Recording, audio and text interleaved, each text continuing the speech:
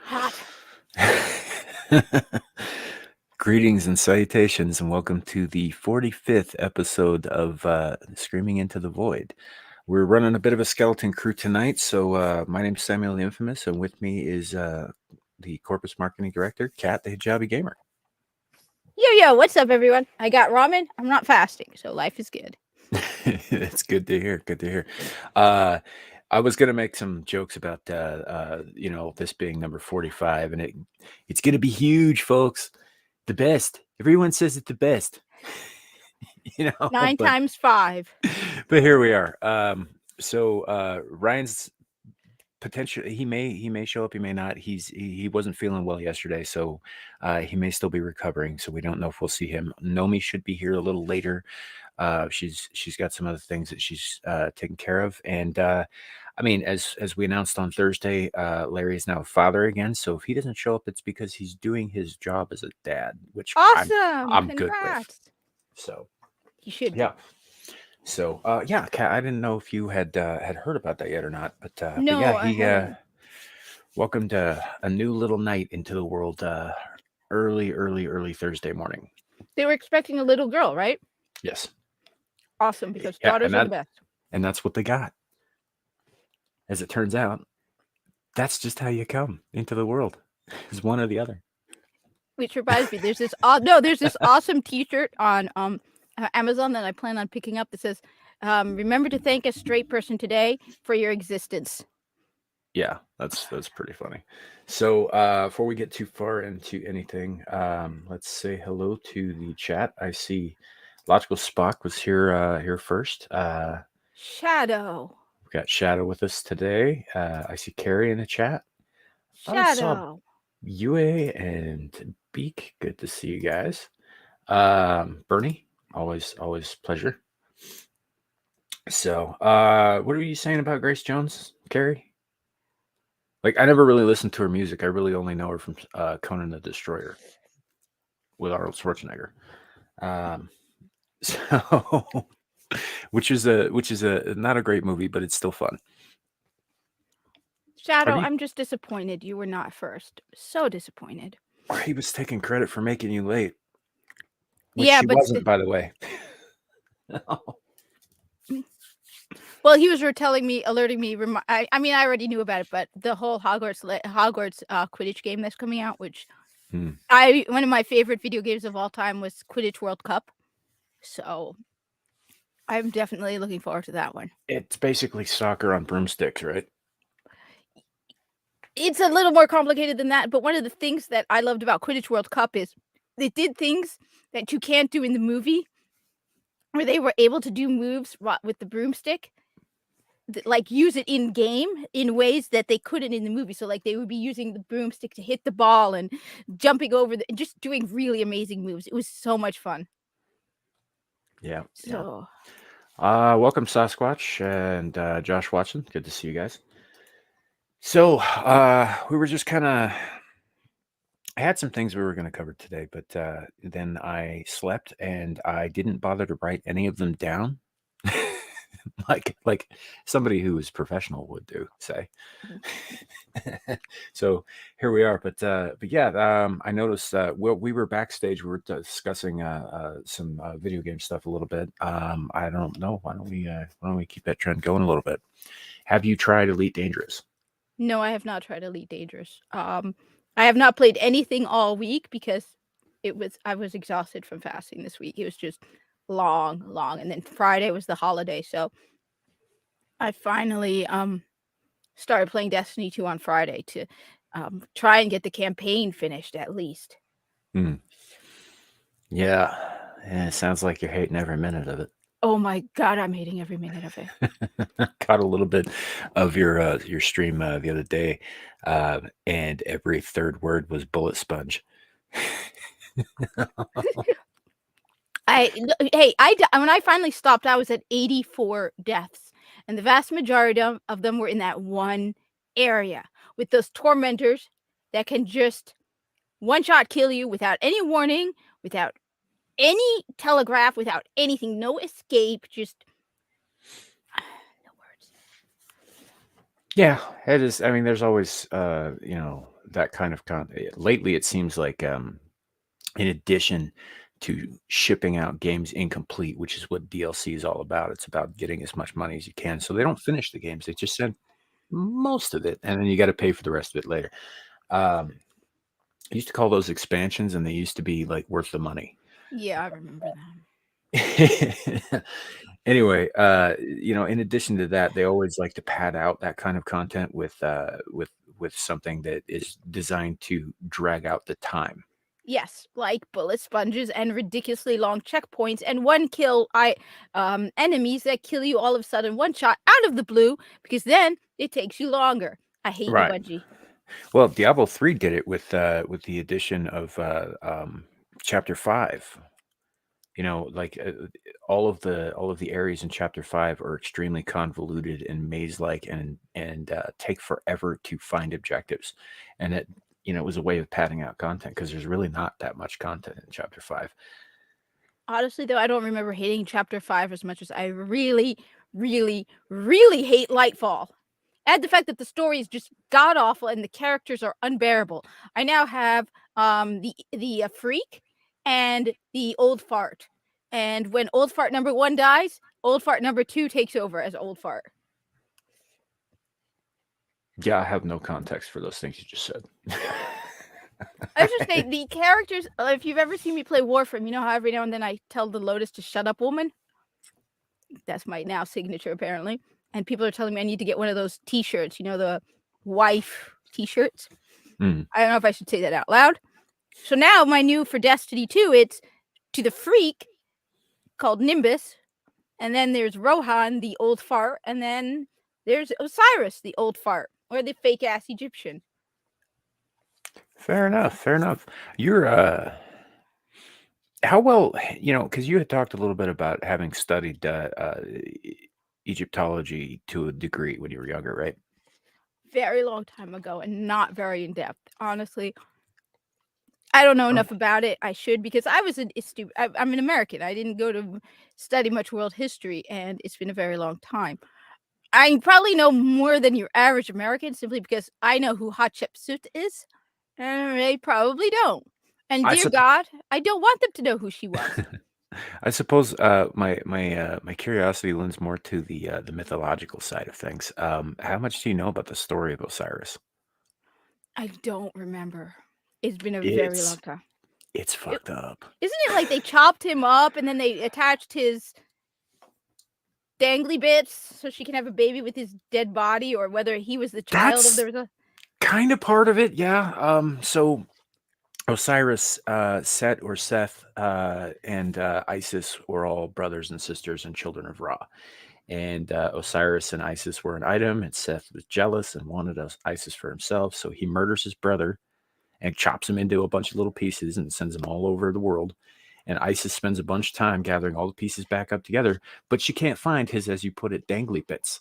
So she carves one out of, I think, white ash, right? The, Mm. the, the wood, sticks it on the corpse, does the thing with the corpse, gets pregnant, Oh God. has the baby, who comes out as a fully formed, armored, and wielding a spear god named Horus, who spends the next 1,000 years trying to murder his uncle. First off, dear God, do not tell the wokies about this because you know what narratives are going to go with that. Yeah. And then Osiris, of course, being dead, but also being a god, they're just like, well, we got to do something with you, and you're all in one piece now, except for the dangly bits, which are, artificial. And they made him the god of the afterlife, the god of the dead, Ah. which is why his skin color is blue, because he's a corpse. Okay, that makes sense. I mean, my primary favorite is Bastet. The cat goddess. Yes. Hmm. There was a lion goddess too. Her name was Sekhmet, I think. Yes, and they replaced Sekhmet with Bastet because they liked Bastet more. She was more like the mother Well, fertility. yeah, Sekhmet was a warrior. Yeah. Yeah, they had all kinds of like weird ones. The scorpion goddess was crazy. because she was like a woman, but she had like a whole scorpion for a head, not so it had like pinchers and extra legs and a tail. Oh yeah, I remember pictures of that. Yeah. Behemoth, the crocodile god's name was begins with an S. Look, I'm not going to deny it. My I should ancestors know what had this is. really, really weird imaginations. Yeah. Um, yeah, basically, Carrie. I should know the name of the crocodile god. He was Terry Pratchett based one off of him, called him Author the Crocodile God in the Discworld series. You know what? I'm gonna have to look it up, Behemoth. I do not fully recall what his name was. Crocodile God. Sobek. Oh yes, I will Sobek not was his deny it. Like I said, the Egyptians were weird name. Mhm. and very creative and very, very weird. Well, like most polytheists, they had God for just about everything. Yes, Yeah. So, um, but absolutely. I think that Sobek was not just god of crocodiles, but also the Nile itself of the river, which put him in high regard because the river in that part of the world at that time was life. There was a freaky story I remember when it was a movie I was watching in Egypt when I was a kid, and it freaked me out. Where apparently every year the Egyptians would sacrifice a woman to the Nile River for her to flood, and they were like, if we don't sacrifice, it was like apparently the Muslims told them not to do that, and they're like, but if we don't, the river won't flood. So then it's like they did it one year, they forced them not to, and the river flooded anyway. So they were like, oh, that's good. Guess we didn't have to kill all those women. Oops. I don't know. It freaked me out to see this woman being like sacrificed. I was very young. Yeah, there's a lot of things like that through history. We actually we're talking, I think, before on another panel with Ryan about, I think Elizabeth. Oh no, you know what it was? It was Abyssal Musings, not this last one, but the week before that when we were doing the quiz with Amira, and Elizabeth Bathory got brought up, and who was known as the Blood Countess of Hungary. She's also one of the people that historians look at as part of the inspiration for the Eastern and Middle European myths of the undead and the vampires, Ooh, um, because she was a real person. okay. She was a countess in Hungary, and she was called the Blood Countess because she apparently believed that in order to maintain her youth and beauty, she needed to bathe in the blood of virgins. Ooh, okay. Story is that she had over 600 young women killed and drained of their blood for this. Nice. Nice. Eventually, Okay. she was imprisoned, where she spent the rest of her days, because she was murdering peasants for Oops. skincare routine. Okay. Good for So her. At least she has a conviction of her beliefs. yeah, she was a nasty woman. Can I just say, I think they're probably doing that in Hollywood. I'd I say, wouldn't be surprised. yeah, that's probably to one degree or another. And this goes back to a lot of ancient practices too. The sacrifice of innocence for the gain for personal gain is not like a new concept. Just the manner in which it's sacrificed is usually how it changes. It's the sacrifice itself has remained the same. I mean, even if you go back to Cain and Abel, they were still sacrificing innocent animals to their lord. Yes, but we got to eat them when we sacrifice them. Well, they do too. I mean, they weren't wasting the meat. Yeah. you Oh know, God. you cut the throat and you set them on fire and you wait for Eat. a while, and then when God's had his fill, you take yours. The Greeks did a similar thing where they would offer the choicest cuts of beef and the best cuts of grain and that sort of thing to the gods, and they would burn that up because apparently, while the gods did not physically consume the food, they consumed the essence of it through the smell of it or some shit. And whatever was left got distributed among the people who made the sacrifice in the first place. Cool, cool. You never know. Maybe it actually worked. What get Yeah, maybe. I mean, the Aztecs used to offer hearts, human hearts, to the sun so he would continue to show up in the morning. did it? Well, I mean, the fact is like as long as they were doing it, the sun did in fact continue to rise. So who See? knows? So maybe they're still doing it right now, and we don't know that. They would be. The Aztecs are no longer an empire, and they no longer hold that kind of sway. But perhaps there's someone somewhere still doing that in secret. That would be hilarious if they're like, "Yeah, we need to continue to do this." And so secret in a secret military base in the United States, there is the last Mhm. remaining Aztec continuing to make sure a heart gets sacrificed to keep Right. the sun rising.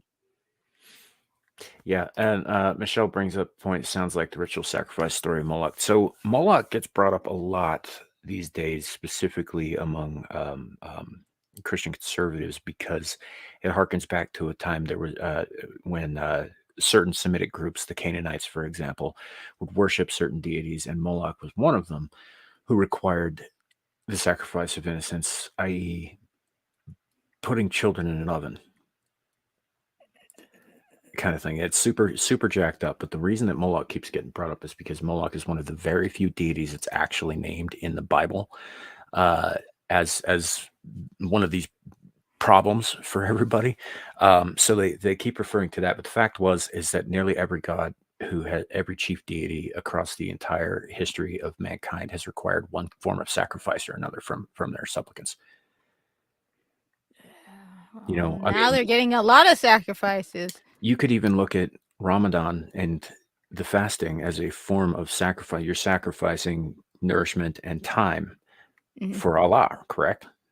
Part of it is, yeah. Another part of it is the Yeah. whole idea of being able to have some, self control. Where Yeah. it's like, yeah, I could eat right now. No one would Right. know, but So, and to Michelle's point, Moloch was indeed a giant prick, and they did sacrifice a bunch of babies to him. But he is not the only deity throughout history where that sort of thing has been a thing for. It's just the one that is, most Christians know about because they don't generally look at sources outside of their Bible. Um, and like Behemoth is saying, Baal. yeah, I know Baal about Baal. is A well. bull. Here's the thing about that. Actually, is an old word that means literally Lord. That's all that word means. It Ah. has been applied even in the Bible, in the Old Testament, to the God of Abraham because it's a title. It's not a name.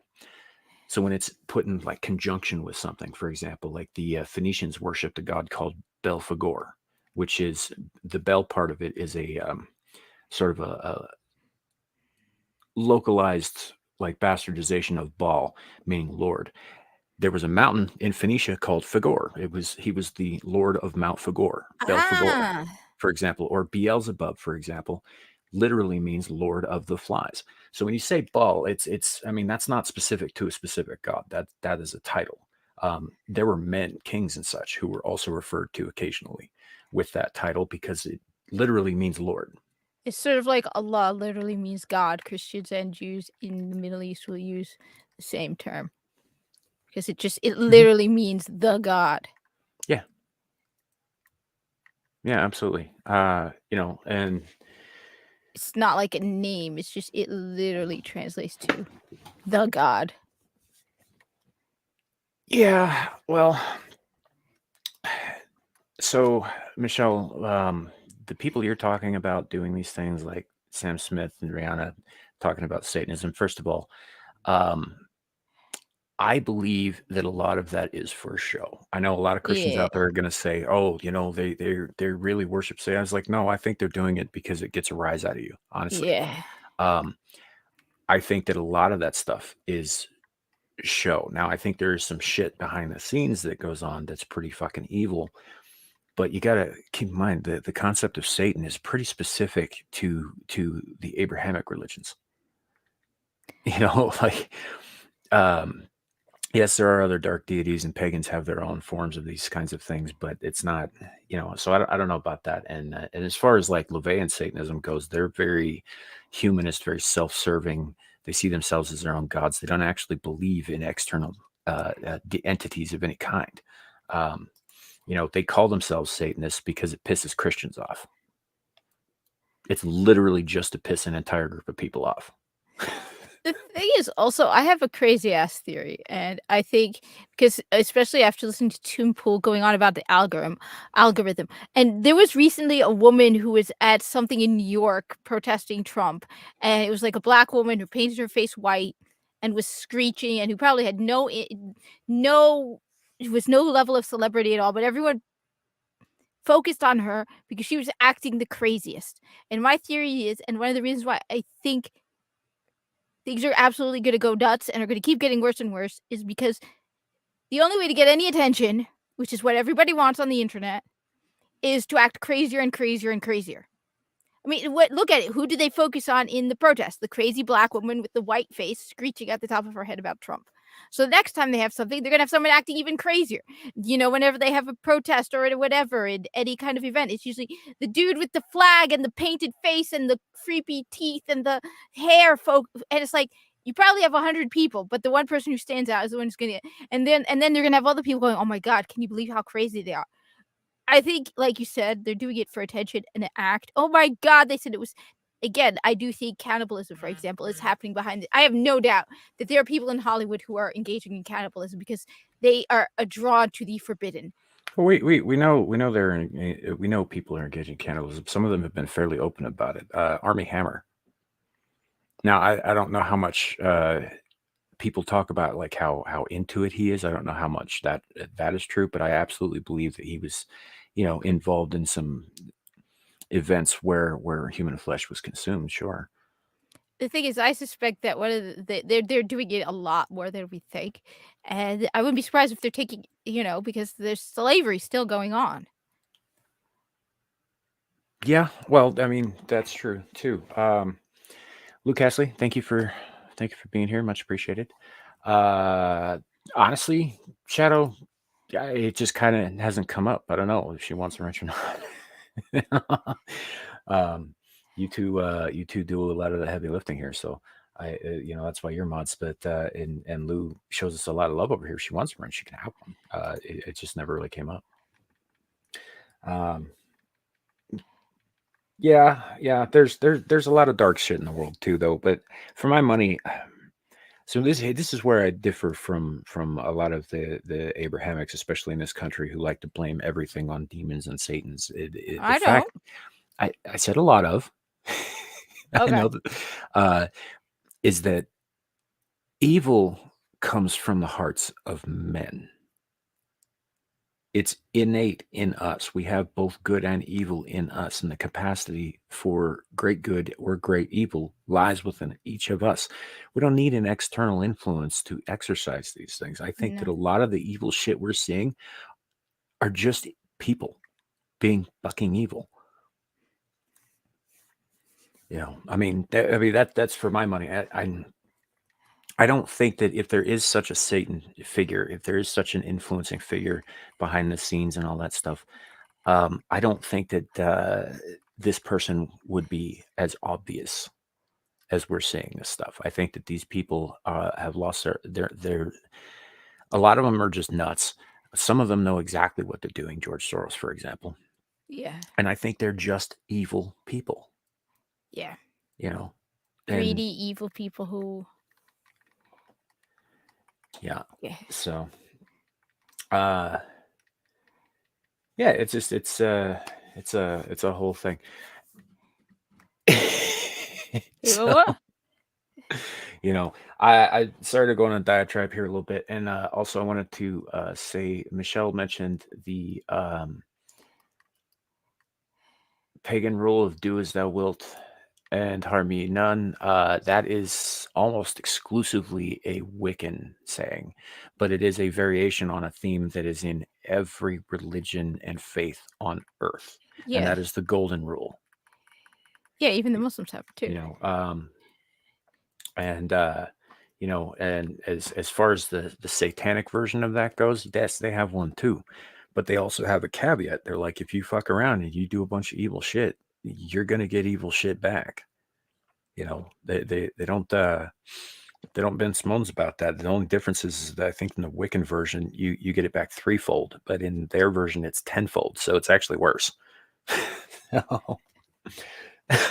Well, fair enough, Lou.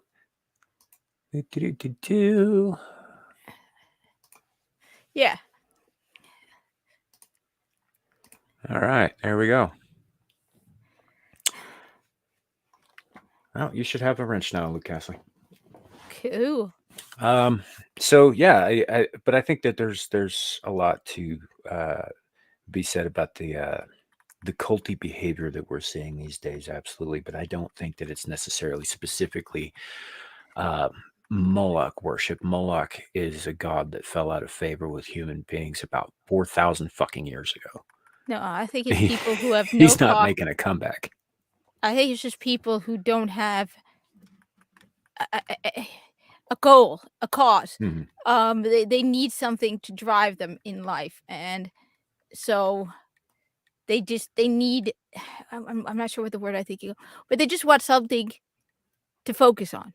I also think that people do need something to believe in, Mhm. even if it's. I mean, it's one of the things that I remember hearing about as a kid, where it's like, if you don't have God or religion, you're going to find something else to worship instead. People worship a lot of things: money, their appearance, you know, apparently woke is a new religion for them. It gives them a cause, a reason, a motivation. Yeah.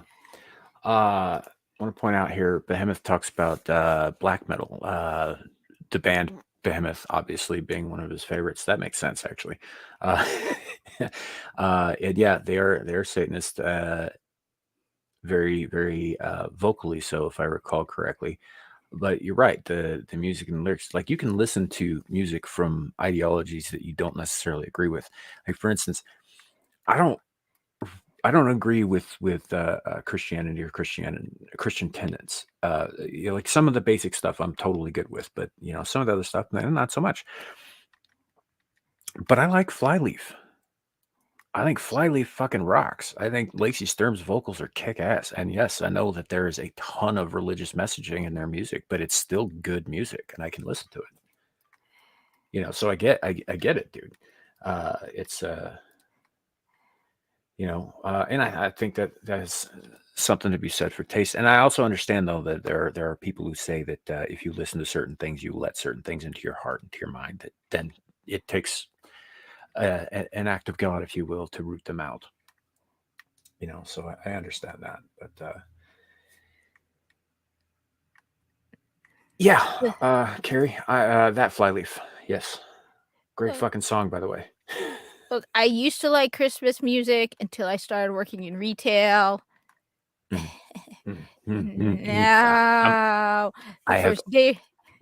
no Christmas music for me. Not now, not ever. I just can't do it anymore. I've been listening to Christmas music my whole life, and I am Yes. so sick of it. Now imagine you work in a store. I have I Okay, have then you. worked in stores where they played that shit on a loop for months on end, usually months Yes. before the damn season started. And it's like I don't know. There are a few songs that I think are really, really good and that I will occasionally listen to. I like Little Drummer Boy quite a bit. I like Good King Wenceslas, which technically is a pagan story, but whatever. I like, what's that one? The Tubular Bells. I really like that, but I think that might have been the theme for The Exorcist, so never mind. No. Christmas at Ground Zero. Weird Al. Hell Yes. yes. That song rocks. Especially the video, the music video, the cartoon someone made. I think, and they've got like that was awesome. Yeah, it was actually him. He had that done. Yeah, that is awesome. Did you ever hear his song, The Night Santa Went Crazy? Yes, awesome. That was good too. For those of you who haven't heard it, there's a story in the song. Basically, one day Saint Nick snaps and starts a killing spree at the North Pole, and just like murders all the reindeer and the elves and stuff, and eventually gets gunned down by the feds. And then Mrs. Claus sells the movie rights to Right. Hollywood. Yes, it is awesome. It is. Yeah, no, I love most of Weird Al's music. Yeah. Even the song American Pie, the only version I know is the one, the Jedi song. Oh my, this here Anakin guy. That's a shame. You really should check out Michael McLean's original because it talks about a specific time in history, in America, and basically, like with the assassination of JFK, it was sort of like the last bastion of innocence in this country. It's a very good song, but I agree, and so does Michael McLean, by the way, that Weird Al's version is fucking awesome. Uh, Lou, that's I suppose that's possible. Um, Where's- she says that even the movies that have some demonic themes in them could allow bad mojo in the home. That I suppose that is possible, but like most things of a demonic nature, you have to allow that to happen. They can't just take over. That's not how it works. But you have to allow it. And this is something I do agree with Christians on. Demons have no power that you do not give them. Hmm. They don't. They can't. They're without form. So, and a lot of them are pretty stupid. And by that I mean like literal IQ, like not very smart beings, but yeah, you have to invite them in to yourself one way or the other. I mean, it might not even be a conscious invitation, like you're saying, watching certain films and which can invite certain thoughts, which can open certain doors. I get that, and that makes sense. But I think that I suppose that depends on how well guarded you are. No, It, I mean that's one of the things. If people know how to find vulnerable people and take advantage. It's not just that; it's people. Like people know how to take advantage of vulnerable people, and I think if you don't have a strong, you know, I don't know, but if you don't have something there, I don't know what I'm saying. It's Saturday, which is awesome. We got a whole army, a whole like locker of like Nerf guns. mhm. And then just to add mayhem to the madness, I bought 2 packets of 100 Nerf bullets each. So my dad's like, "You're now the family arms dealer." I'm like, "Yeah. Yeah." I'm like, because like I first bought I as my gift to my brothers, in addition to buying each one of them a video game, I got each one of them a Nerf gun. Then my nephew, I got him a Nerf gun. Then I got a Nerf gun. Then I got an extra Nerf gun. So then I'm like, "Don't worry, don't worry." I also ordered a whole bunch of bullets for those Nerf guns. It's ridiculously awesome. That'd be fun. Nerf wars are a lot of fun. Yeah. So and I know that there's parents out there who think that having like even toy firearms around kids is encouraging bad things. I disagree. My mother was one of those people actually. Um, she's since changed her mind about that, but when I was young, I wasn't allowed to have cap guns or squirt guns or anything that was even gun shaped because she had it in her head that even having the things around would put violence into my thoughts, kind of thing. Um, but I don't believe that that's the case, and I don't think that she still believes that that's the case, and all that. And my dad, on the other hand, was not only all for me having toy guns, but he made some for me. Oh, nice. Yeah, you ever been shot with a rubber band gun? Yes. Yeah. So he used to make these rubber band guns. Like I had a couple of them that were 6 shooters. I had a couple that were just dual Oh, shot no, that's pistols. nothing like I got. No, We that's had cool. one that was a long barrel rifle, and man, did that one hurt. Oh, sweet. you know, um, but yeah, and then at one point, I think I even had a toy gun that would fire rubber bullets. Like Oh, they sweet. they would leave a welt. It wasn't quite as strong as airsoft, but it wasn't like as Well, one of the guns I got was the Nerf equivalent of airsoft. It shoots little pellets, like rubber pellets. Mhm. Yeah. Those are all kinds of fun. That one I got taken away from me though because I shot my mom in the ass once when she wasn't looking, Ah. and I never did see that toy again. She was not happy. No. But I don't know. I think those kinds of things can be a lot of fun, especially like water guns. You know, there's nothing. You know, I don't believe that that promotes culture of violence, and I think No. that you know, like all things. I mean, look at the sports that we have, right? The sports that we play, all of those basically boil down to simulations of war, right? Yeah. You got two sides trying to achieve an objective. I mean, obviously there are rules, like in soccer, you can't use your hands, for example. Um, or that kind of thing. You know, competition is in our blood, and sports is a Yeah. way to get uh, that kind of, I guess, need out of our system so that we can be productive elsewhere. You know, Yeah. like look at hockey players, for example. Like hockey used to be a very violent sport on the ice, very violent, till they changed the rules, and now it's kind of eh. But at that time, if you were to speak with any professional hockey player in this country, or even minor league, they tended to be the nicest people, the most pleasant people, because they got all their shit out on the ice, all Well, of their aggression. that's what they said about gamers. They said gamers Mhm. actually statistically are less likely to be violent because they get all their violence out while playing the video game.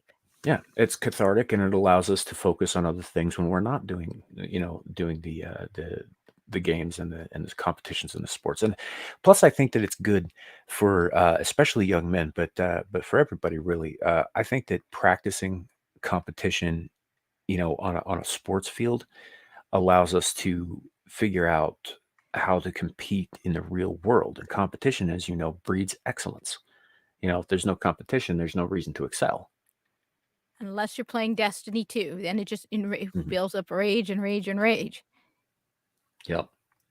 No, I agree with you. If they have found the majority of the people who do this stuff are drugged up kids or Mhm. drugged up adults, and yes, one of them was a woman on T. We're messing with her. Yeah, Well, I mean, you're still looking at a drugged up young person, yeah, you're or looking at a drugged up. youngish. I guess she was what, 27, something like that. Yeah, But yeah, you're still looking at forgot the somebody age. who's on something that's altering the way they think and behave. Yeah, You know, so yeah, and that's there's a there's a line in the movie Serenity where one of the characters talks about this exact kind of behavior from the people who, you know, are overlords and what have you. And he said that sooner or later they always come around to the idea that they can make people better. oh, wait, isn't this this is when they try to give them drugs to make them I remember this movie. Hmm. The problem is I watched Serenity before I watched Firefly, Yeah. so I it was so annoying to do that. I So did not realize the connection. spoilers, but the movie's been out for almost 20 years, guys. They find a planet where they had been testing a drug called Paxilon on the local population without informing the local population. They just put it into the air supply, into the food. And what it was to do was to curb all of their excessive impulses to you know, get rid of violent tendencies and emotional outbursts and anything that could negatively impact interactions in society. And what it did was, yeah, they stopped fighting, they stopped arguing, they stopped, you know, having outbursts, and eventually they stopped doing everything else, including breathing, because they just had no drive to do anything. They shut down. But as the movie goes, there is a tenth of the population that had the exact opposite reaction, and The they Reavers. became extremely violent and extremely irrational, and then became a problem for everybody in the fucking universe. And yeah, they were called the Reavers. I think the description of them in the pilot episode of Firefly is that they're not stories; they're true. If they take the ship, they will rape us to death, eat our flesh, and sew our skins into their clothing. And if we're very, very lucky, they'll do it in that order. Yeah, I remember that. And I think that there's something to, like, obviously, this is coming from a science fiction series, but I think that with the proliferation of SSRIs and with the fact that we know that most of these shooters are on something of that nature or antipsychotics,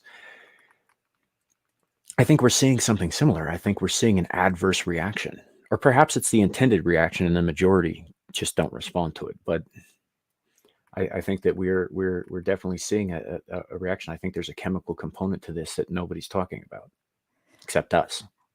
Well, I think what really woke me up to just how overdrugged kids are and adults are and people are is being told by someone I knew that he wanted to put his 5-year-old on bipolar medication.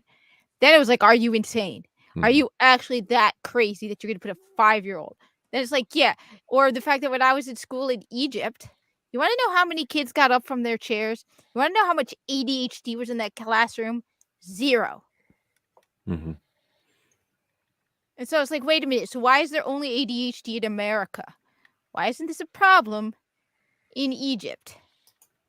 Or anywhere else. Yeah. I have I an know. answer. Well, Ryan! I think we created it. I think with the drugging of our youth, we created most of these problems. We probably created most of these ridiculous allergies we're seeing in people too through the drugging of our youth. Mm-hmm. How are you? I feel like I got hit by a bus, but I feel better. I'm alive. Yeah. So sucks that we had to miss the show last night, but yeah, I was awake at like 3 a.m. this morning, just like sweating this crap out. It was sucked. I hate being sick. I hate it with a fudging passion. Who does it? Is there anybody who actually enjoys being sick? Oh, probably people who are what are they called? Hypochondriacs. Oh. Yeah, I rank it like this. There are 3 feelings in the world that you can experience that are the worst possible things you can experience. I mean, obviously, extreme tortures notwithstanding. Throwing up, Oh Mhm. God. wet socks, and a broken heart. And I rank them all equally. I think No, I that's would put throwing up worse than all of those. I would rather have wet socks than throw up. I yeah, used to but be so. would you rather have wet socks you have to wear for 8 hours? I've had that happen. Yeah, that's I was kind of the person that at my old job, if like because had to work in the rain and stuff like that, if my shoes and socks got wet, I was like literally done. I could have been like, you know what, just leave the truck on the side of the road, fire me, I don't care. That's like the feeling you would get. And Yeah. Well, I'm glad you made it. Are you feeling better? You look like you might be a little peaked still. yeah, I'm okay. I'm gonna be drinking a lot of fluids and stuff, but I'm not dying. I probably I'm probably not in the best shape because, like I said, I've been sleeping it out, sweating it out, and it just like it's just you just feel grody. I hate that. I think that's one thing I definitely hate. I think that's one of the worst things ever is you wake up in the middle of the night, like when you're sick and you're just like drenched, and that's probably another gross feeling that I think I would probably rank up there too. Like you just ugh. And then of course, like if you don't sleep in a t-shirt or something, like your sheets are wet, Ah. and it's like, and then of course if you try Oh, to go, from the flop sweat. Yeah. yeah, from your body fucking sweating out the fucking germs. Yeah, that's never a fun feeling. So It's Ugh. like I always wear a t-shirt when I'm sick because I know that if you fucking sweat in your sleep, you can just throw it off and then put in, yeah, I do Yeah. and the same thing. yeah, it's so I am alive though. I really regretted missing the show last night because I watched the not doing Friday Night's Royal Rumble because I watched The Mandalorian. And I was like, man, I really want to fucking review this. And obviously, there's not a review on my channel, so I've been fucking down and out since. But yeah, 3 a.m. was rough. I was awake from like 3 a.m. to like 6 a.m. and just feeling the worst. But I think I'm better than I was. So anyway, what are we talking about? Just random stuff. Other Well, than we were flop sweat. discussing a few different things. This thing that you sent me. Oh, Mugsy kids, why do you have no comment? Yeah. Let's Moving on. This thing that you sent me, Michelle, I can't obviously bring this up on screen. But you can bring me up on screen. Well, you I can bring up on screen. Nomi! You're not the thing she sent me, though. Hi, Nomi. Hi. Hi, Nomi. When you first jumped on, it sounded a little hollow. It sounded like you're in the bathroom. I'm not in the bathroom. I really am not. We only okay. have your word for that. What? Nothing. Well, Never mind. unless somebody's in the bathroom with her. I heard a voice in the background. It's my sister. So if you hear another voice, it is my sister. And then dogs. And so sorry. You're good. I think it's just funny. How is your Saturday? Oh, she muted. So, this thing that that Michelle sent me is it's a thread. I don't know if article is the correct word for it, but it's a thread on women who are expressing their discomfort with this idea that men are custom ordering sex dolls with their faces or some shit like that. Found on social media pictures. Like, this is I get why women would be mad about this, but like, how did they expect this to not happen? Yeah, I don't really care. Just don't tell me if you do it. Don't tell me about it. I don't care. Yeah, it's one of those things too that celebrities, of course, are going to be ahead of the ball game on that one. I think I saw the thing where it's like Kim Kardashian and a couple of other celebrities were head of the pyramid on that. Tip of the spear, but it's like it was a spicy article, and there were I'm assuming there's probably pictures that are a little too spicy for YouTube. Yeah, that's why I haven't brought it up. Because it was blurred out in the headline. Yeah, I'm gonna mute Nomi real quick. I think she's away from her mic. But yeah, no, I get that this could be upsetting for people. I do, but this thread is referring to this as non-consensual sexual violence. Now, I understand that you wouldn't want necessarily your face or your specific parts or whatever being like molded onto a doll. I get that, and I understand. Like, there's definitely probably some kind of legal line that's crossed there, but I would not necessarily call it sexual violence. It's a fucking doll. Yeah, and like I said, as long as you're not gonna post it on social media and make porn with it or anything like that, then you know what? Like I said, I don't even want to know. There's a reason why I don't Google myself. I don't look myself up on YouTube because I don't want to. I don't care. Right. I know that the fact of the matter is it's Rule 34, guys. Rule 34. If it exists, there's porn of it, period. And there's nothing anybody can do about it. Just except don't seek Viso and Ikora. I bet you there's no Viso Ikora, right? That was a joke from me. I doubt it exists. I bet if I went looking, I could find it. Dear God, I highly doubt it. Rule 34 is absolute. All right, fine. Rule 34 now I'm really curious. Is a universal constant that makes gravity look like a little bitch. And you're created for good intentions. Someone's going to go Rule 34. Yep. On the internet. Every time.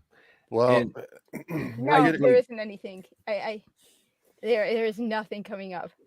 We're getting to the point too that AI is getting so good that it's not going to matter, and you're going to be able to deep fake anybody to a really high degree, and that's just the way it is. That's the frightening part. That's the very frightening part. So it's kind of a tough one. They could get me saying stuff that, well, if you know anything about me, I wouldn't say, but people would be like,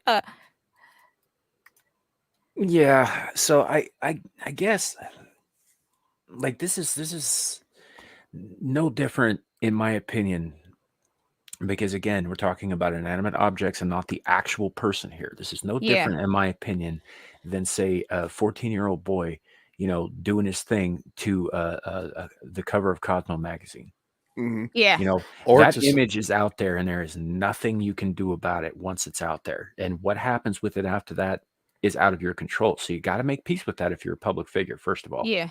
And once you post something to the internet, it is literally forever. Mhm. Yeah. And you may have deleted it, but it's still technically somewhere out there floating around. It was So screenshotted from someone's phone. mhm.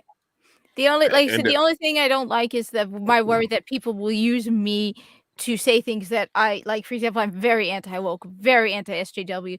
To have them, claim I said stuff that I, on principle, would never say. Right. Right. So, like I get, Michelle, I understand why you're upset about this. I understand why women in general would be upset about this, particularly, women who are more famously out there, I'm and not. have yeah, but Meghan Markle is. This is one of the names who was brought up. Oh, well, Mhm. Bagel Markle lies about everything. You could put her. Right. But, and I think but I do think it's fucked up that people would put her face on a sex doll, Oh, yeah, well, that just shows what kind of sex. Yeah.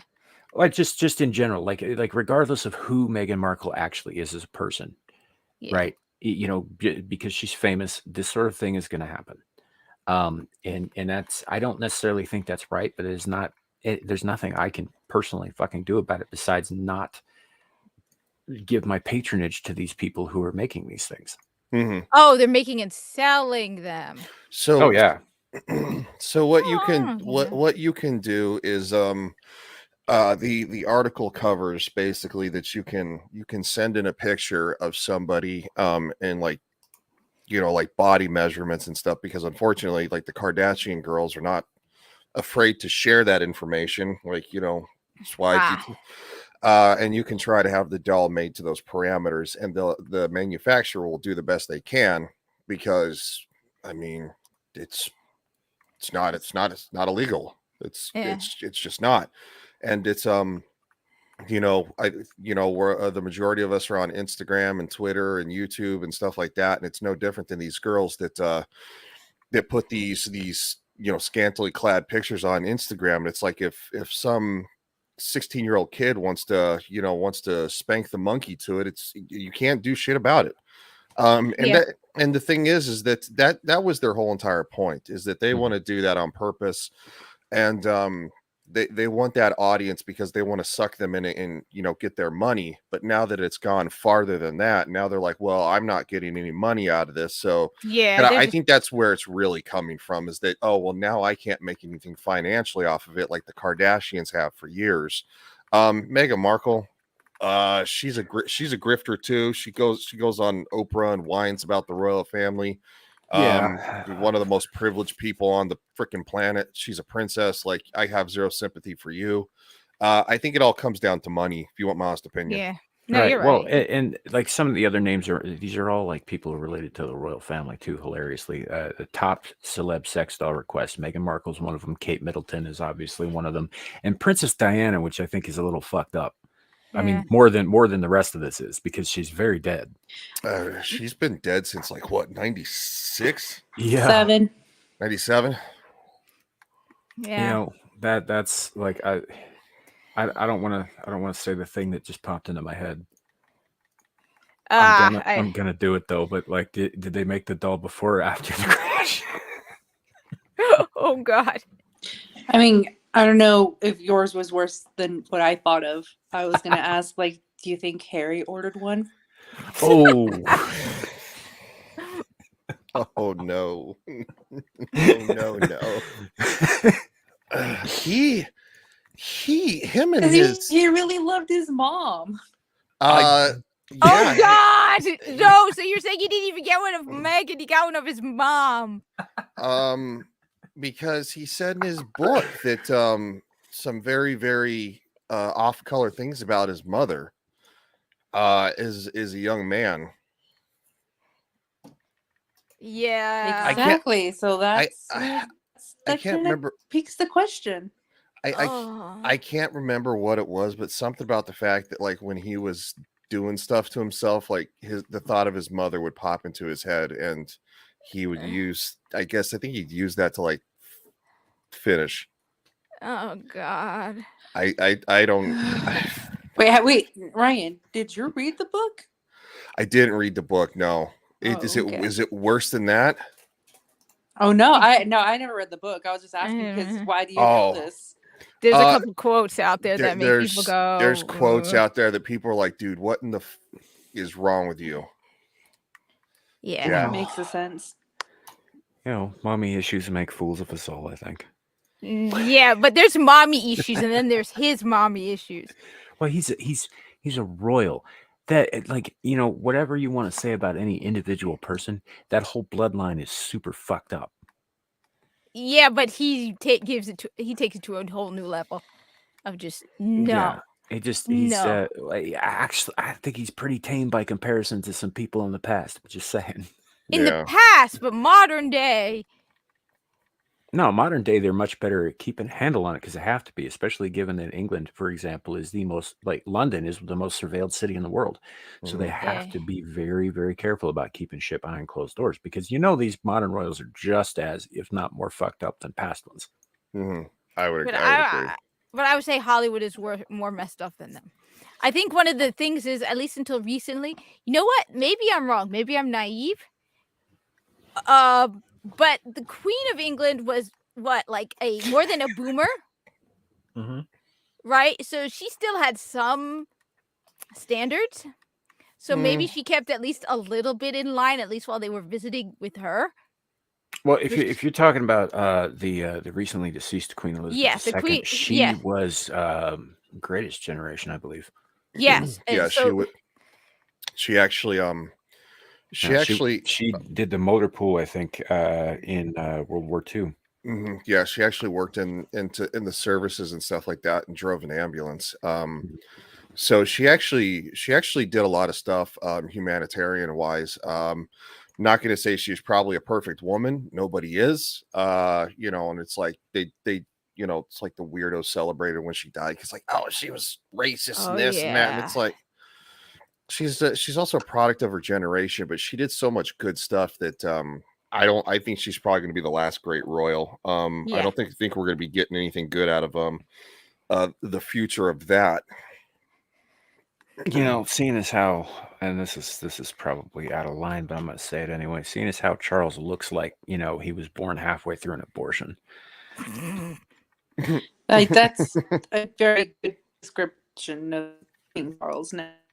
Yeah, and you know, he's also an evil fucker who is the lapdog of certain powers in Europe.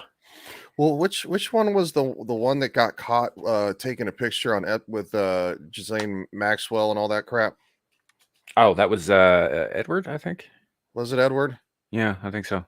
Okay, I can't remember, but yeah, that's and he's like, oh, that's not a real photo, and then and they're like, literally like, dude, you're standing right there. Like, what are you talking about? It's like, yeah, AI wasn't invented back then. Yeah, right. It's like Photoshop wasn't really invented back then, dude. And he's just like, no, that's a fake photo. That's not me. And they're just like, okay, whatever you say, dude. But I do think of course they let him off the hook because he's one of the royals and they can't blast him too hard. So it all got, you know. What are they going to do? They're going to throw him in the Tower of London? They don't do that with shit with the royals. You know, they don't get punished for anything. The very most that will happen to someone who screws up that badly is that the family will force them to retreat from the public eye, but they'll still be living in fucking luxury. Well, we'll look at what you know, look at Meghan Markle, like, you know, look at the Black Prince during Jack the Ripper's time. Yeah, I mean, you're talking about, you know, Harry and Meghan are literally a modern day set of black eyes on that family, and they're just kind of like, you know what, just go away and be quiet, and you know, to punish the Americans. They've done anything but be quiet. But yeah. I know, and they still have access to a $14 million mansion that they don't have to pay for. Don't pay attention to me. Don't look at me. Like, how can you be a literal princess and be that much of a vapid piece of garbage? You were a low tier actress that was on Deal or No Deal that held a suitcase, and then you were on She was in Suits. Yeah. Yeah, she. You are one of the most low tier people on the planet. Like, I would say Disney Channel actors and actresses have more claim to fame than you do.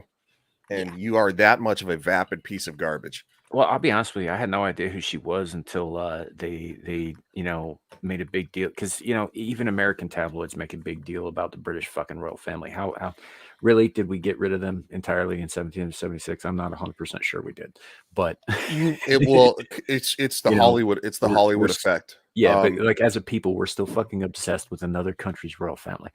No, But that yeah, well, I mean, because Hollywood is our royals, and they're obsessed with them too. Yeah. Everything they do is on display 24/7, and it's.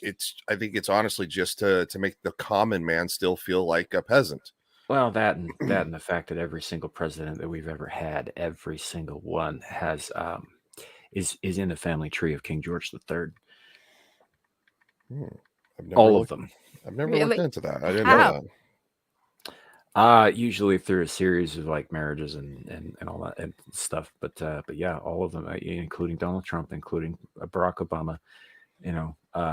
Every president we've ever had can be traced back to the very king that we rebelled against.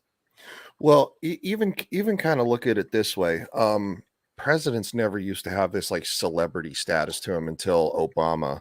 And now, like every president since then has gained this a celebrity status. Like one of them, Trump. I would push literally back was on that a little bit. JFK. Well, yeah. Well, also at the same time, Ronald Reagan was an actor too. Yeah. But they weren't like this thing to like be a part of like super entertainment, to go on talk shows and go on SNL and crap like that.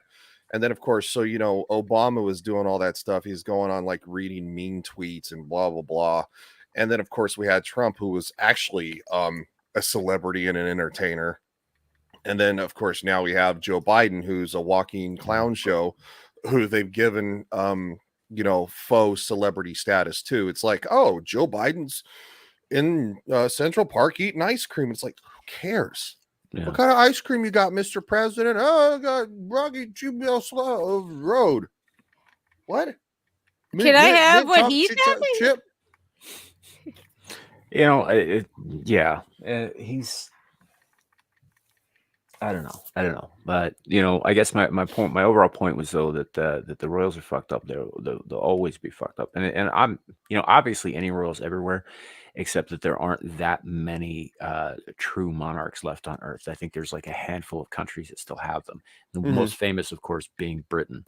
Saudi Arabia. Saudi right? Arabia's got royals. I think Monaco still has a king. Which is interesting because Muslims aren't supposed to have kings. Yeah. Yeah, you're talking about Monaco is a very commercial country, though. Oh no, I'm talking about Saudi Arabia. Yeah, that's why they call them princes. They don't call them kings. Yeah, they call them princes. You're talking about it's that oil money that can literally buy you whatever you want. Well, it's not just that. I mean, the Saudi royal family goes back thousands of years, like before the dawn of Islam. They've been in charge of that place forever. So like they retain that status. I think that they dropped terms like sultan and king, but they retained prince to denote that they are still royals, but we don't have kings. But this, of course, would have been after the advent of Islam. But the Saudi royal family has a very, very long history. And all that, but so they are one of the few places that still has bona fide monarchs. I think there's one or two countries on the African continent besides Monaco that has one too, and but yeah, there's only like 5 or 6 in the whole world left. Everywhere else has got a prime minister or a president or a dictator of some kind, or what have you. But there are no, Justin Trudeau, right? Well, a dictator of some kind. Yeah, dictator playing prime minister. But you're not going to find like royal lines where the power of government is passed down. And even some of the, like, even then the monarchies, there are only like 2 or 3 that are absolute monarchies. Like even in Britain, it's a constitutional monarchy, which means that the parliament actually runs the government. The royal family doesn't really run shit. Technically, they have the power to do whatever they want. But that's really a technicality that they don't exercise it. They're strongly encouraged not to exercise it. Whereas the Saudi princes have absolute power in their country. They're an absolute monarchy. No, which is a shame because it would have been nice to have Queen Elizabeth step in when she was still alive and wipe out some of the woke and be like, yeah, my time, we didn't do it that way. Yeah, Behemoth, you're right. Jordan, I think, is still a monarchy, but I think it's a like a constitutional or democratic monarchy too. I don't think it's absolute. And there's only one other too that's in another tiny little Middle Eastern country. I think has an absolute monarchy. Oh yes, Egypt. We have pharaohs. What still? That you had a president now.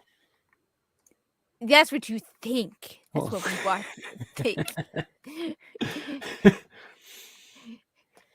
And Dude, my the Muslims family aren't going to be very happy to find that out. How do you know the Muslims aren't in on the whole thing?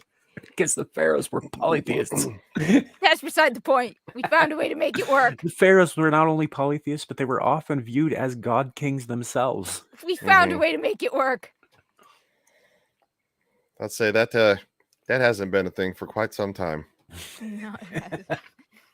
Yep, not since Cleopatra turned black. Oh, God, why not would you do that? No, I'm not gonna. I that is the dumbest thing. Well, update on the lawsuit. I didn't realize the lawsuit was filed with like I did this last time. The attorney general of Egypt. So it's like an international lawsuit coming from the country itself. Yeah, the attorney general is heading it up, but it's like the nation of Egypt is suing Hollywood. Suing Netflix. Which is I didn't realize that at first when I heard about it because they just named said dude like, hey, this guy has filed a lawsuit. They didn't go into detail like, oh, he filed it with the attorney general of Egypt, and I was like, that's a different fucking story. Yeah, that's something that Egypt could probably easily send Netflix a cease and desist order. Yeah, you missed with the. Yeah, I would. At first, I thought it was hope an American. They fucking do. I hope they do. The thing is, like I said, no, I thought too. I thought it was done through the American courts, but then when he mentioned they filed it through Egypt, it was like, yeah, good luck with that. I think one of the advantages here in America, everyone's afraid to, the moment you mention, whitewashing, blackwashing, right? You're automatically going to be destroyed on Twitter. People don't like it. But Egyptians don't have that same limitation. They're just going to call it out because they're not in America. Well, also in the United States too, you can sue anybody for pretty much anything. I can stub my toe in a McDonald's and decide to sue the McDonald's. That's what happened when in the drive-through at the McDonald's, and I think this is where a lot of this started. Is that some fat piece of garbage just spilled coffee on themselves, and they sued McDonald's and won, saying that the coffee was too hot. And it's like, what? And then of course the secondary lawsuit against McDonald's, and I think that really kicked the flood doors open, was another fat piece of crap saying that, well, McDonald's made me fat. And that's when they started instituting, they started putting new nutritional health guidelines. She wasn't fat. I don't think the coffee woman was fat, but the other person was. She's probably overweight. I don't care. It's fucking. She go to McDonald's. She's probably fucking fat. No, well, we had that problem where I work. You know how store shelves, right, have like some of them, not all of them, have like a step up, like a base deck that you're not supposed to stand on. You know how in some stores when you go to it, right, they have like a metal, like a couple inches above it. You're not supposed. Someone supposedly stepped on it. Apparently had a history already of back injuries. Fell and sued the store. I was like, wait a minute, you weren't even supposed to step on that. And then they're like, they couldn't prove that the injuries were resulted from her falling or from previous injuries, but they're like, they awarded to that person anyway because the poor victim versus the big it's corporate. cheaper to pay him off than it was to fight it. Or now supposedly someone tripped over something and it's like the floor, and it's like, and they left with a bloody nose and a cut on their forehead. And it's like, why is your clumsiness our problem? Yeah. Are you referring to Spurlock, who made the Super Size Me documentary, Carrie? Oh yeah, I've never seen that. That guy was. Yeah, because the hot. He ate McDonald's for like a year and just Yeah, ballooned no. up, and he filmed all of it. Yeah, no, that was called Super Size Me. That was a great Mhm. documentary. But I No, think that guy's name was Spurlock. yeah, the lawsuit was Liebeck versus McDonald's. It's also known as the hot coffee lawsuit. Stella Liebeck versus McDonald's restaurant, PTS, and McDonald's International. Mhm. Sitting judge was Robert H. Scott. Decided August 18th, 1994. Yeah, I see. I think that has been one of the reasons that one of the things that has allowed us to slip so far as a nation is that we have become, especially since the 80s and into the 90s is where it really kicked off, overly litigious. I think we sue for every little thing, and it's become so easy for anybody to get sued for any little reason. Frivolous lawsuits are the order of the day. That you know, I think too many people have taken that as a way to get rich quick, which has encouraged this whole culture and part of it, like the gig economy and that kind of thing, and uh, all of that, I think, stems from people being too willing to sue for stupid shit. There was a guy in the mid 90s in Aspen, Colorado, who was breaking into a rich dude's house, fell through the ceiling on the second floor, broke his goddamn leg when he went through because obviously, it was not good. And he successfully sued the homeowner for not having his house up to code for like $2.1 million. Yep. Oh well, that's true here in New Jersey. Yeah. If someone breaks into our house, trips over a cat toy on the stairs, they could sue us. It's like, are you insane? Yep. Yeah. Hey, go It's a ahead. good thing you fell on the cat toy instead of getting smacked with a stick on your head. Yeah, but like people started suing for the most ridiculous shit. And there were some courts that were, kind of not, like if they looked at something, they were like, this is stupid, they would throw it out. But a lot of them are allowing that shit to go through. Well, the problem is also the price of lawyers. Where it's like, if I go to, I don't know, Target and I trip, I mean, it's cheaper for Target to settle than to go to court. It's like, well, it shouldn't be cheaper to settle than to go to court. Maybe court should be cheaper. I don't know. I don't know. I don't have the solution. It's like, Well, that's kind of a chicken and egg problem too. It's sort of the way that medical malpractice suits have made medical insurance untenable. Because you need to have insurance in order to pay for your medical treatments, right? But so many doctors get sued, and sometimes rightfully so, sometimes not rightfully so. But because of the frequency of the occurrence of that, they have to raise their rates, which means that you got to pay more for insurance in order to do that. It's a whole cycle. Yeah.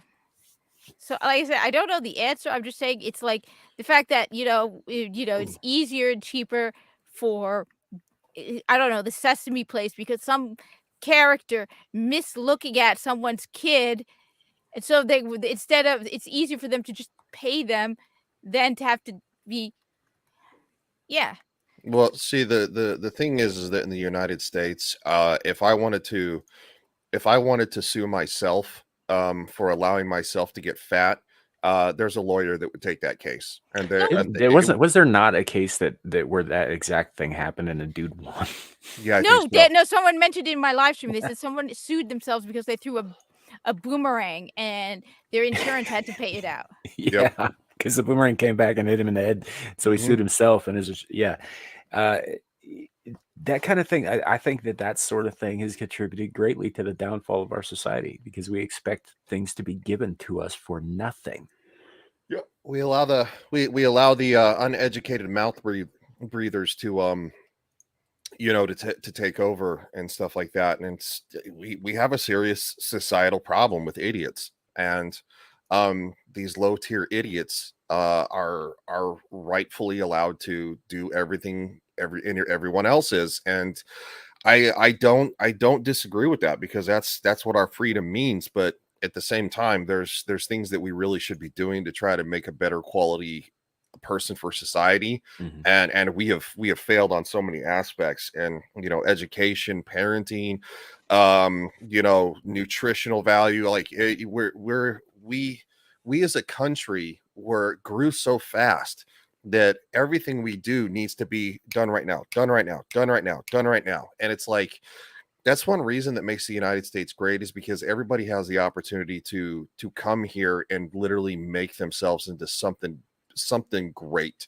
But it also means that life is so fast paced that we've started cutting corners, and that's not going to do anybody any good. And if anything, now we have generations of children left behind who are turning into adult children who, look at the clapping seals that were on Twitter because Elon Musk's rocket blew up. It's like, it's like, why? Because you don't like. But they're like $50,000 in debt for getting a gender studies curriculum. Yeah, gender studies degree. Yeah. So not even that. If gender studies degree, probably over 100,000.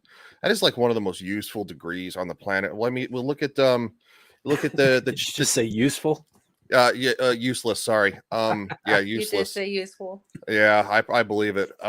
Brain's not running on all cylinders here. No, well, if you grift it right, you could get one of those stupid ass DEI positions to get paid $200,000 a year, which is insane. Until the bottom falls out of the DEI market, which it will. Yeah. Which look at what happened. Look at what's happening at Bud Light right now. Yeah. Chick is taking a leave of absence, which basically means your ass is fired. Mm-hmm. So, and she did that to herself, but also at the same time, it's these corporations' faults for hiring these morons that are like 28, they're just out of college, and be like, okay, I'm going to put you on our marketing team because why? You have life experience? Like, in today's world, a DD-214 from a military branch is more valuable than any college degree, unless you're going into like an advanced field like, medicine or law or, rocket science, nuclear energy, physics, organic chemistry, microbiology. Like, yeah, it's like, these basic ass degrees. It's like going, people are kind of going because you don't have any life experience on the ground, and you're kind of a useful idiot, and that's it. Yeah. No. Shadow feels called out by you right now.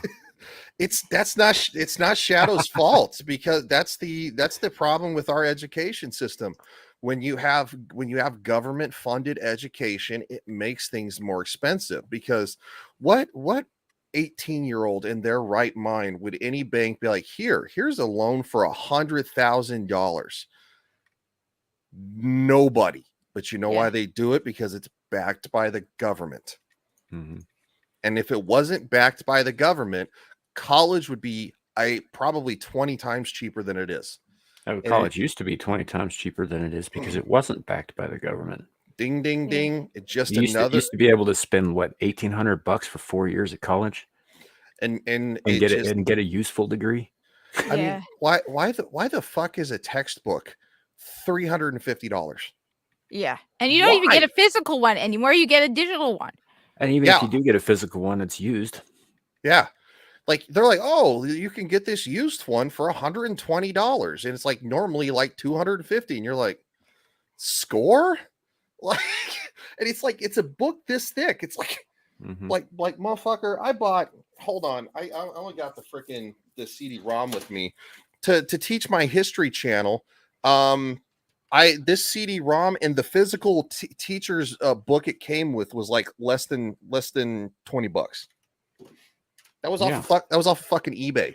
Well, even most of the college textbooks that they want you to get, you can find elsewhere away from the venues that they want you to buy them from for a lot fucking cheaper. Yeah. You can, because it's not like they have a monopoly on who sells those books. No. But on top of that, they're also complete trash. I can't forget the video from Clownfish TV where they were saying that their son is studying business, and there was one question where like businesses exist for, and he put down for profit, and apparently that was the wrong answer. I hate to break it to you, but that store you're going to doesn't exist to serve the community. It exists to make money. Community is one of those community over profit is one of those capitalism versus communism words, and think there's the American education system, especially college, in a nutshell. Makes me All think right. of that bit in Good Will Hunting in the bar where the guy's like, "No, Woods states," and he's like, "Woods ain't got nothing on Vickers. Let me tell you about Vickers." I haven't seen that movie in years. That was what? When did that come out? 2000? 90s? Was it? Yeah. Okay. Oh, it was early 90s actually, or early to mid, because that was before that was the movie that made Matt Damon and Ben Affleck famous. Mm-hmm. You know, and they were already doing stuff with guys like Kevin Smith, but you know, this was the movie that really put them on the map. You know what's frustrated about college books as well is that they teach these courses, they make you buy this book, and then of course when you move on to the next course in the lineup, you have to buy a whole new book, even though you didn't finish the book in the previous class. You may have gotten halfway through it to 2/3 of the way through it, and you didn't learn everything you should have in that book. That's nonsensical. It's just a waste of money, and it's because it's about pushing cattle through as fast as possible, and that's all it is. It's just when you go to a college class of 300 plus students, it's like you're going to be lucky to probably be able to get to your professor's office to be able, and that's only one of his classes for that day. I was in a genetics class that had probably 250 students in it. We were in an auditorium the size of a freaking movie theater. Oh, I remember that. We had a little clicker. This was back in like 2007. We had a little electronic clicker that we had to sync up, and that's how we answered questions. We didn't raise our hands. We just did a poll and went, okay, is it A, B, C, or D? That's some fucked up learning. Shadow says that his psych textbook says these things. Women and men are the same physically, but men are better at directions, according to it. And intersex is the same as trans. Well, then whoever wrote your psych book is a fucking idiot. Mm-hmm. His intersex is an actual physical genetic anomaly. Yes. And I'm pretty sure Matt Walsh destroyed a trans person about it, and that was the speech that I was at. Yeah. And the other thing that I would take issue with here is that it's aside from the fact that men and women are obviously not physically the same, the men being better at directions thing, no. That's just because women are more willing to stop and ask for directions. I'm so glad. Men won't stop and ask for directions. That doesn't mean we're fucking better at it. We fake it till we make it. I'm so glad I'm not in a college class. I'm not in college right now, because I would be the guy to literally raise my hand and be like, professor, that's wrong. Yeah, that's the problem. And you know that's wrong. Like I can cite you thousands of years of medical and biological history that says that's wrong. And it'd be like, oh, well, no, that's how it is. And it's like, be like, if that's on the test, I'm answering it wrong, dude. I'm gonna tell you that right now. Or your quote wrong. I almost want to take like an online class just to see how bad it is, because online classes are cheaper. Just take like an online biology class to see how bad it is and kind of like record the interactions. Kind of document it. The thing is, I'm seriously considering going back and getting studying some kind of engineering degree. I don't know yet. I was going to look into it more now that Ramadan is over, because it's a long story why I have a liberal arts degree. It's a very long story, and it was not because I got manipulated and taken advantage of. That's the most I can go into. Yeah, that's wild. By the way, Nomi would flip the fuck out. If she was Nomi will flip out to know that we have at my job, we have a Latinx support group. Oh wait, hold on, let me read this. When I was taking Spanish, that doesn't work down here in the borderland. That book would be thrown out for sure. I never heard the term before, so I thought it was true. Carrie, no, it's not true.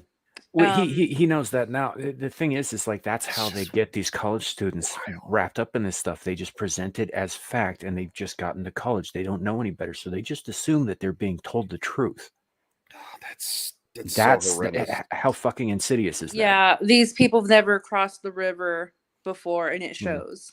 No, but the problem is, Ryan, I'm seriously considering seeing if I could pay for a class or two and maybe going back and getting an engineering degree. The problem is I'm like you in that regard. I would be like, no, that's wrong. Yeah, That makes absolutely no sense. I would, I in mean, fact, out of spite, I would go to the campus wearing a MAGA cap. yeah, I wouldn't do that either. Yeah, well, this is me. I I might. would do it just to I mean, look at people's faces. I have my career. I have my preferred career path that I know that I'm going to go down, and I'm good to go in that respect. So I don't need a college degree. I did go to college. I didn't complete it because I didn't end up going in that direction, so it was kind of useless. I guess I don't know. Maybe one day if I get bored, I might complete it. But anyway, as for like Shadow and you, and if like you guys have a certain career path you want to go down, I would recommend if you do it, just bite the bullet, say what they want you to say, and then and scoff in your personal time, because as somebody who would only take an online class or a physical class just to kind of like review it to see how bad it is, and then post like that review online, I would have every legal right to do so because I paid for the class. They wouldn't be able to stop me. And so the thing is that as an actual student, you would tank your educational career, and trust me, eventually if you fail too many classes, they'll boot you out of university. That's not a joke. Mhm. That's Yeah, and eventually, if you do that sort of thing enough times, like you were saying, you pay for the class, they can't stop you from reviewing it online or whatever, but they can eventually stop allowing you to sign up for classes in the future. Oh yeah, they'll be like, oh, this fucking guy. But yeah, I mean, I would only do it like once for like probably like a biology or a psychology class or something that definitely would ride that line of like fucking stupidity. But I think if you want to be a serious person in a serious field and get a real degree that you need for the said field, just suck it up. Well, and bite, grit your teeth, and just bear down and say, okay, yes, intersex is the same thing as trans. This is why intersex, and it just roll with it, which sucks, really sucks. I wish, but that's the problem. I'm too stubborn. I'd be like, no, it's not. And Then then I don't go would back to find all school. the evidence. Then I would find all the evidence to prove otherwise. I'd be like, are you insane? Don't go back to school. It'd just be a giant waste of money, and you would put yourself in debt for zero reason. Exactly. Now, I think college or school is beneficial if you're going to be a lawyer, a doctor, or Well, like I said, I still don't even know if I'm going to go back to school or if there's a way for me to do something in engineering or something. But the thing is, I thought that still the basic sciences were the hardcore sciences. Like, if you study engineering, there's fact. There's stuff you can't, no matter how much people screech about it. So what I'm reading with Shadow is saying this isn't something open for debate. Intersex is not the same thing. This is a genuine medical thing. Intersex is a real physical problem. How can you say they're both the same? They're Carrie's not. got the thing. The way things are going, yeah, they'll fail you automatically for saying shit like that. It doesn't matter how good your work is, because it's not about your education.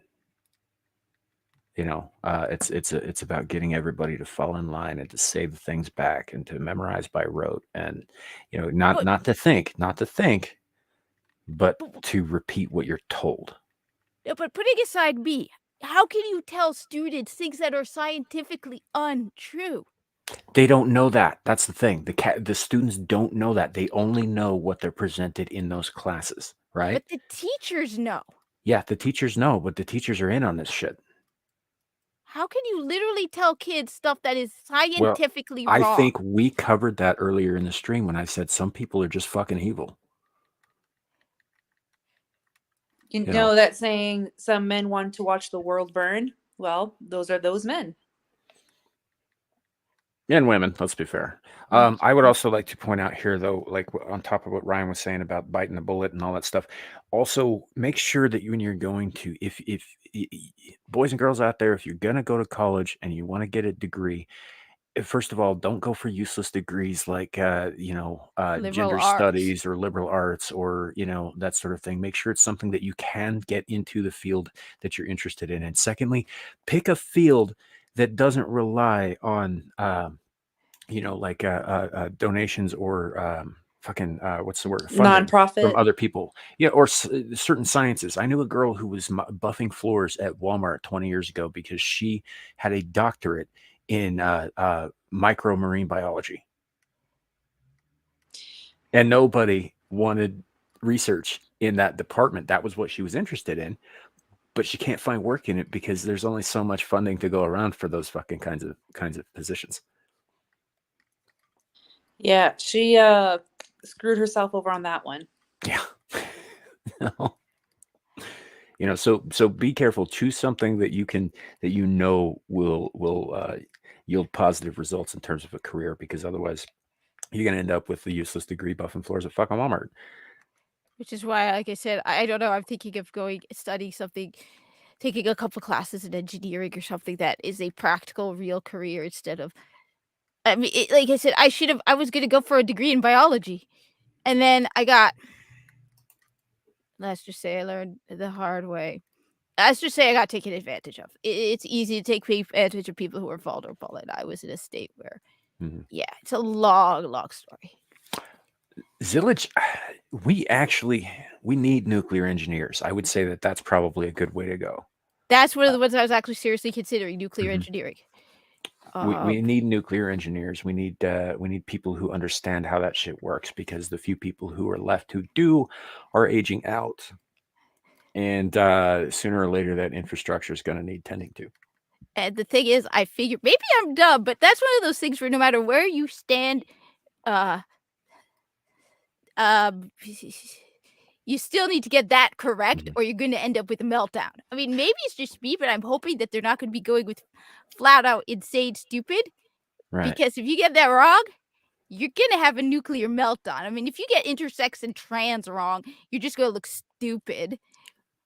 Well, that's true, but also with the nuclear stuff, we are, you know, with everybody pushing getting off fossil fuels or whatever, there is a push for that. But the only possible sustainable alternative we have to that is nuclear. That is it. Nothing else comes even close to even being able to be worth the return on investment. The wind farms that they built, those super expensive wind farms, half of them don't fucking work and they're already falling apart. With solar, you retain some energy, but I think you bleed off something like 78% of it, and only about 12 to 22% is even stored in the first place. And then of that storage, you still get a rate of decay. So, you know, like it's just hydroelectric is pretty good, but you've got to be local for that. You know, geothermal is unstable, and it's got risks of its own. So really, nuclear is the only fucking way to go for the future. And actually, where I live now, we have a local power plant, a few of them actually, that are running on coal, and there's stuff going into the works now to convert them to nuclear in the next 20 years. You know, because it's going to take a while, because you know it's a whole thing. You got to change over, but so yes, I would say definitely we're going to need nuclear engineers. We're going to need nuclear techs. We're going to need people who know how the ins and outs of fissile materials. Dude, if you can figure out fusion, if you can figure out cold fusion, fucking do it. But as far as I know, that's a bit of a pipe dream. No, at least not the way that we're capable of. Obviously, the sun can do it, but that's not cold though. But yeah, you know what I mean. But if you figure that shit out, go for it. Right now, we're stuck with fission. So yeah, UA, solar and wind are entirely too costly for the replacement and all that stuff. Even just building the materials themselves. Each of on one of those windmills, each of those blades is like 180 fucking feet long. You know, they're huge. And they fall apart, and they get iced over, and they just and you end up with the same kind of bleed off anyway, even when they are functioning properly, that you do with solar. And it's unreliable too. You know, what happens if it's a windy day with no wind, or a cloudy day with no wind? You're not getting solar or wind on those days. Nope.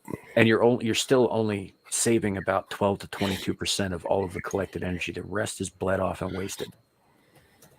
Hey, I'm Joker Voice's favorite. He said hail chat, hail cat. So he mentioned me first. Hey, buddy.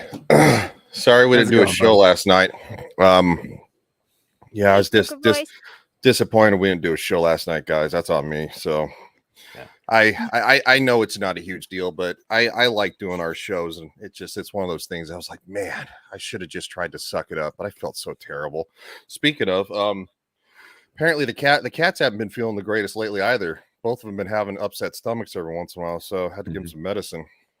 No. Maybe it's just a bug in the fucking air. You have a Yeah. cat? I have two of them. Yeah, he's got 2 pussies. Yeah. Oh. Well, No. I got Piper and Phoebe 9 years ago, and then unfortunately at the age of 5, Phoebe had a seizure and died, and well during the night while I was asleep, and then of course Piper and I had been alone for 3 years, but he wasn't acting well. I think he was depressed. He was like, over grooming. He was throwing up. He was so when I got Renera, he was really irritated for like 2 weeks, but now he actually is doing a lot better. And like I said, this is probably the first time over the last week that either one of them has been any kind of like sick to their stomach, and I just think it might be they're getting tired of the food. Sometimes cats can animals can get a food allergy if they eat it too long. Well, Buster apparently she still loves her Friskies. It depends on the animal. It's not every animal, but I've had them on the same food since I've got her back so it's been, I don't know, October or whatever. So it might be time to change foods. Yeah, it might be. I don't know. Maybe your cats are deliberately trying to get you sick so that you'll drop dead and they can eat your eyes. I mean, if I'm dead, I don't really care. Yeah. They're getting more creative. They're less patient. Hey, go for it, Buster. No one's Making opening their talk? cat food, so they'll go for the softest thing on the body. Mm-hmm. Well, the irony is that I always give them like a big bowl of food, but the thing is that she's still so young that she follows me and Piper around both because we're obviously the adults. So like if I don't want to play with her, she goes and pesters Piper, and if Piper doesn't want to play, she pesters me. So like when Piper goes to eat, she thinks she needs to eat again, and I think that's what she's been doing. She's like been overdoing it and making herself sick. Yeah. So, Kat, I think you missed we had a mirror on Abyssal Musings a couple of weeks ago, and the topic of cats came up, and I might have mentioned again how I don't like cats at all. And she's like, how can you not like felines? You're sub to one. I was like, I'm sub to 2. She's like, oh yeah, you are sub to 2. How can you not like cats? And I was like, I fucking don't like cats. Well, I'm what's your not- reason for what's your reason for not liking cats? They're bastards, every last one of them. No, they're not. He Evil says they're little bastards. He says they're slowly plotting your demise, and I'm like, dude, They're just waiting until you die. a dog's just gonna do the same damn thing if you die. Right. Except for the dog is probably gonna go for your fucking femur because it can rip it off easier. I think we had this conversation too. I'm not a dog person either. Well, yeah, that is true. I remember you saying that, but Yeah. I'm just saying, if you have an animal in the home, you risk being eaten. Mm-hmm. That's true. You- But that's why I like things like scorpions. Because hear me out. So you can keep a scorpion in a round fish bowl like you would, like, say, a goldfish. You just you fill it with water because obviously they're air breathing. You don't even have to put any kind of mesh over the top to keep them in because they can't climb glass.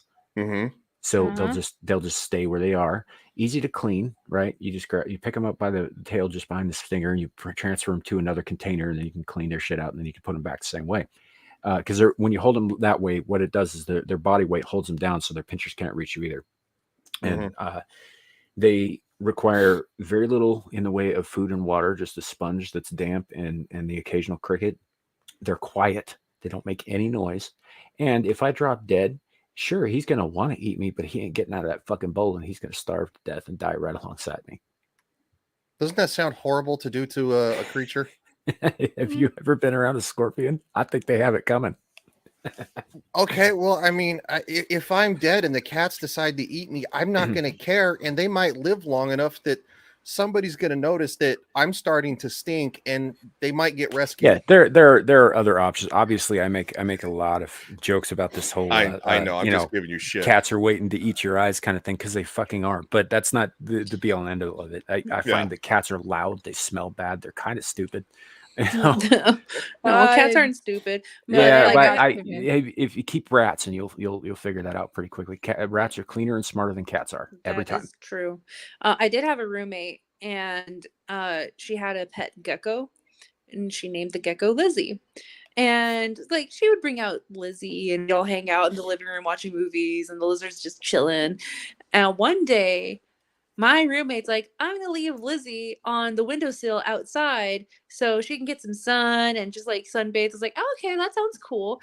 I got ready to go out to go have lunch with someone. As I walked out, I saw the cage, and Lizzie was dead and was consumed by ants. Because Lizzie was in the cage. And I was like, oh, well, Maddie's not going to be happy about this. So I brought in the cage. I was like, so Lizzie's a corpse. And she's like, what? And literally it was just the little corpse of what was a gecko. And my roommate started crying because she let this little gecko get tortured and being eaten alive by ants. Eaten alive.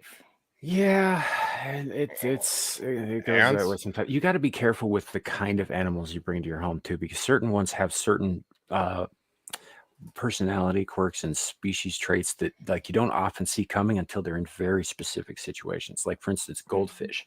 If you put 30 goldfish in a tank, you know what's going to happen? By morning, you might have one fat one left. Cool. They will devour each other. It's fucked up. And I know this because it happened when my dad went out and bought 30 goldfish and put it in a tank when I was a kid.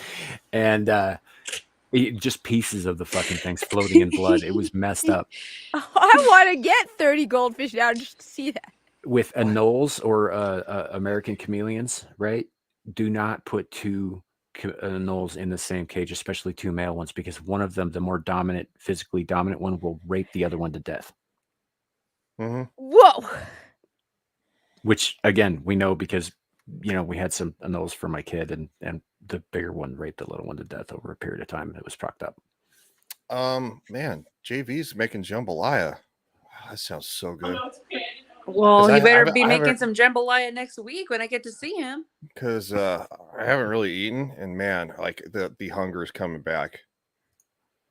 That's how you know you're starting to feel better too, is when the hunger comes back. Yeah. But God, I wish I could go to Vegas, but no dice. When you can shit without breaking out in a flop sweat, you know you're on the mend. Yes. Have you ever been so sick that like you've been like in your kitchen trying to like get more like fluids and stuff, and it just hits you like a cold a hot cold flash where you just all of a sudden start just like fucking sweating, and then you just Ralph in your sink? No. Yeah. No. Yeah, that's fun. I've the hot cold flashes where you all of a sudden it hits you within like 5 seconds, and you just start pouring sweat, and you're like, what the hell? And then you're just go, oh God. And it's like, yep, that's your body saying it's time. Your body acts in like really odd kind of ways to kind of purge itself. So anyway. Yeah. Okay. Sorry, nobody probably wanted to know that. Thank you for sharing. You're welcome. I now need to work that into something. I've had food poisoning so many times in the last year. It's just... So I have this as y'all know, I believe that the chicken that we're getting, particularly from companies like Tyson and whatnot, is not real chicken, it's cloned meat. Oh, I stopped eating Tyson meat chicken for like years, ever since I saw a documentary on YouTube about how Tyson brand like handles their chickens. Like, no, never again. And I've done my research of like which restaurants use Tyson chicken. Well, out here, Tyson is the only distributor. That's Also, all you get. So all of the chicken that you get out here, all of it tastes like rubber that was never a living, breathing thing. It's all the hormones injected inside the chicken. Well, again, I think that this is cloned meat. I don't think they're using live birds anymore. Oh gosh. Yeah, Yeah, and no, that's a thing that they've been experimenting with. You know, when it comes to chickens and cows and stuff like that. Luckily, I buy a certain brand of chicken that's you know, it's not, also don't buy chicken that's like on the shelf, like, you know, in the mildly cooled, you know, saran wrapped, because it's full of all sorts of preservatives and stuff like that, which are super bad for you, because it gives the shelf life longer. yeah. If you're gonna buy something from somewhere that works with local butchers. It's frozen, which means it's not injected with a bunch of crap for shelf life, because you Yeah, know, there's only one place locally that you can get poultry that didn't come from Tyson, and it's called the meat market, and you can get just about anything that it's legal to acquire in the United States there. yeah, Yeah. if you go to places that have, like, let's say, elk meat, deer meat, bison meat, you know, Mhm. very very very wild, you know, veal, stuff like that, you'll get better quality meat, because they work with local butchers and stuff like Mhm. that actually, they have contracts that are not of big business.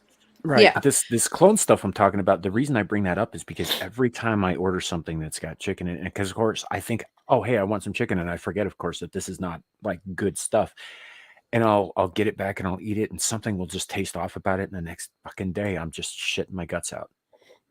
I I don't buy a lot of chicken outside of what I buy for myself. Excuse me, personally.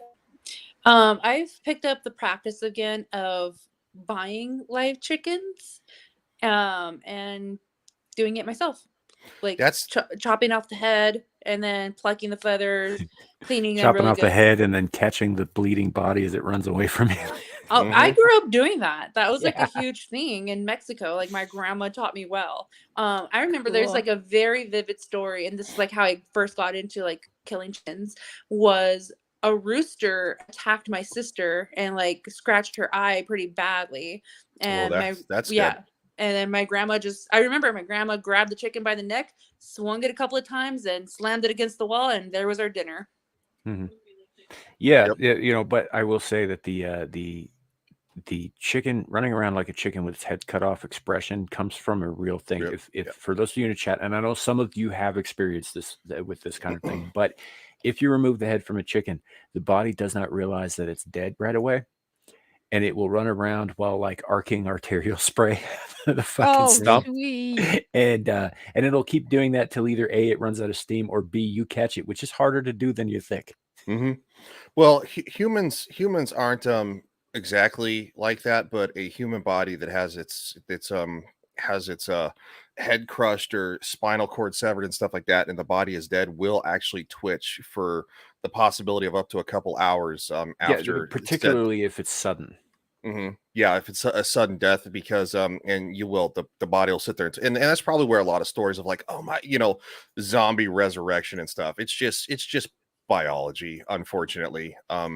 Yeah, I mean, the human body is basically an electrical center run by a battery. And so, I mean, those electrical, you Sometimes know, there's excess energy and needs to bleed off before things yeah, stop working. exactly. And it's like you know, you can still have a dead battery and still get shocked from it. It's like, Mhm. so yeah, Well, but yeah. there were stories in the during, particularly in the French Revolution, but all through the Middle Ages, that if the first cut was swift enough and clean enough that you could actually see your severed neck as your head fell into the basket, because it took seconds to die. hmm Um, the eyes would still be moving and mhm. like blinking and stuff, Yeah, because and the theory is that you could, with your brain and your eyes, see your body severed from your head. hmm Now nobody, obviously, obviously nobody's, come back to tell us about that. So no, but but the it's possible, given the nature of how nerve endings work. yeah, the science of it is solid, because quite frankly, you know, if the body still has the power to manipulate eyes, eyelids, stuff like that, even move your mouth, that is electrical energy within your nervous system dissipating, and Mhm. eventually it will stop. Yeah. But it technically means you are still alive, because there is still an electrical current running through your nervous system, and it's no different than when we're alive. Mhm. But yeah, so And it's also at the same time, it's like when people have a heart attack and their heart literally starts to suddenly stop, you don't die instantly. You may collapse to the ground, but there's going to be a few seconds where you're still conscious of why it hurts when as you drop to the ground. And then it's the after effect. If nobody finds you, if your heart doesn't start beating again, to try to sustain some of what that life, then that's how people die, and they usually die alone because it's so onset. Hey, Suka. No, we're just talking about the. Sometimes it takes your nerves endings a minute to realize that they're dead. Is all. And oh, damn it, hit the wrong button. Sorry, Kat, you're back. Oh. I accidentally booted you from the stream. I was gonna do just chilling. You have your hands up. You're just like, yeah, just chilling back here. That's right. Get her out of here. Hey, I'm chilling. So, and I'm not playing Warframe Shadow. Same thing occurs in animals like ants, for example, hive insects, but it's a little different there because the hive insect is more or less acts as an extension of a whole rather than an autonomous unit. So, like, for instance, if you were to remove the head of an ant, what that does is it stops receiving signals from the hive, from the pheromones from the hive. It's cut off from that. They don't stop moving right away. They wander around in confusion and they bump into shit because they're just not receiving the signals anymore. Because they transmit pheromone signals through their antennae and all that. Which, but they don't die immediately because that's not exactly how their biology works. It doesn't. Not everything's concentrated in their head like ours is. Yep. Now the human body is quite fantastic, to be honest. We're basically a living computer, and a biological computer in a sense, and it's super cool. But at the same time, though, I mean, it's just like a broken computer can still function to a certain degree, until it finally crashes and it's just dead for good. But yeah, just I guess food for thought. It's also kind of a good reason to take care of yourself. So maybe you don't drop dead from a heart attack, living alone by yourself where there's no help. Right. You got to get one of those life alert bracelets. Help! I'm falling and I can't get up. I can't get up. Did you ever see a movie called Fido?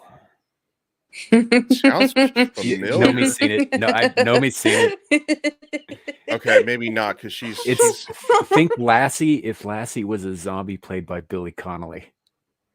No, I haven't. I don't think I've seen that. Then. It's hysterical. But there's this whole organization called ZomCon that has walled off civilization from the quote unquote zombie wilds after after World War Z, basically. And anyway, so they put out propaganda all the time. And it's all done 50s style and like in that aesthetic. And it's very, very much like Lassie, but if zombies were a thing. And it's very, very funny. Good movie. But there's this one particular deal they do where it's sort of making fun of the life alert. It's like, help, grandma's fallen and he's getting back up. I remember the life alert thing, man. Those commercials played all the time, and they played a lot during the day, but man, they were on repeat almost all the time at night. That late night television, like at 1-2 a.m. when the normal broadcast stopped. Yeah, it was wild. Yeah, Zillish. Yeah, it's not about dogs. I don't think there are any dogs in it because they all got eaten. But like you people judge their wealth by how many zombies they have because they invent these collars that prevent them from attacking people and just basically make them into servants. And so when the collar like malfunctions, they'll eat their owners, kind of thing. It's sounds like a horrendous idea. It's about a boy and his zombie, and they'd smell. Yeah.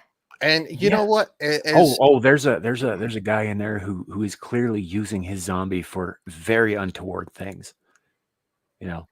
Teeth, Tammy, no teeth. Yeah, it's the whole thing. I highly recommend this movie. I'm gonna see if I can find a trailer for it. Sounds so unrealistic. Like if anybody's ever smelt a decomposing body, you would never want to be within a fucking 100 feet of that thing. Yeah, it's so fucking funny though. Shadow, I'm gonna tell you right now, that is not how that works. Not it's even even free on Yeah. YouTube. Is Right it now, really? it's free on YouTube. Yeah, What was it called again? Fido, Fido. Okay. God, why do I listen to you? Because I'm awesome. Yeah, that's. Let's see if I can. We'll might be able to play a little bit of this trailer. But it's got Carrie Ann Moss from The Matrix is in it, Mm-hmm. playing Timmy's mom. Oh, hold up. God damn it. All right, there we go. Share. All right. Let me know if you can't hear this. No, I can hear it. I hear it. Good afternoon, boys and girls. So how many of you have ever had to kill a zombie? Well, not too many. What would we do without our zombies? They take care of the odd jobs. That. This is detail work. Flesh-eating maniacs need not apply. Do the housework. Oh, what is that zombie doing in my easy boy? And play with the kids. So, like, so far, it's just basically like a thing. Hey, Nomi, welcome back. I'm back and I can hear now. Okay. Yeah, this thing looks campy as fuck, which It means is, I'll but probably it's really enjoy it. So much fun. It is so much fun. I really like campy stuff. That's why I highly enjoyed the Power Rangers once and always. It was very 90s Power Rangers campy and it was great. Yeah. This is not like an Adam Sandler movie, buddy. It's better. No, it doesn't feel like an Adam Sandler movie to me. No. Yeah. So, but yeah, I'm just gonna stop talking. Here we go. Nice catch, Fido. What names are zombie anyway? Mr. Theophilus has a name for his. I bet he does. Nicely done, Tammy. But for the sake of your neighbor. For instance. Well, Please. Tammy doesn't really look like she's decayed at all, so I guess it might be easier to get around. Well, he got her fresh. Oh, so he slapped the collar on her fresh, and so that's why she. Does the collar also kind of keep them from decaying? I don't think it does. They decay at a normal rate for the undead, I think, but she hasn't been dead that long. I mean, she'd also be fucking cold though. So I mean, I don't know how that doesn't really work biologically. Because you'd be like, Right.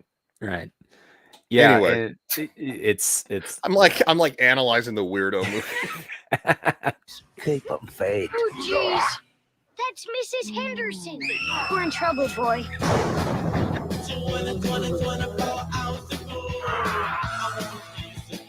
Yeah, we're gonna get hit for that music.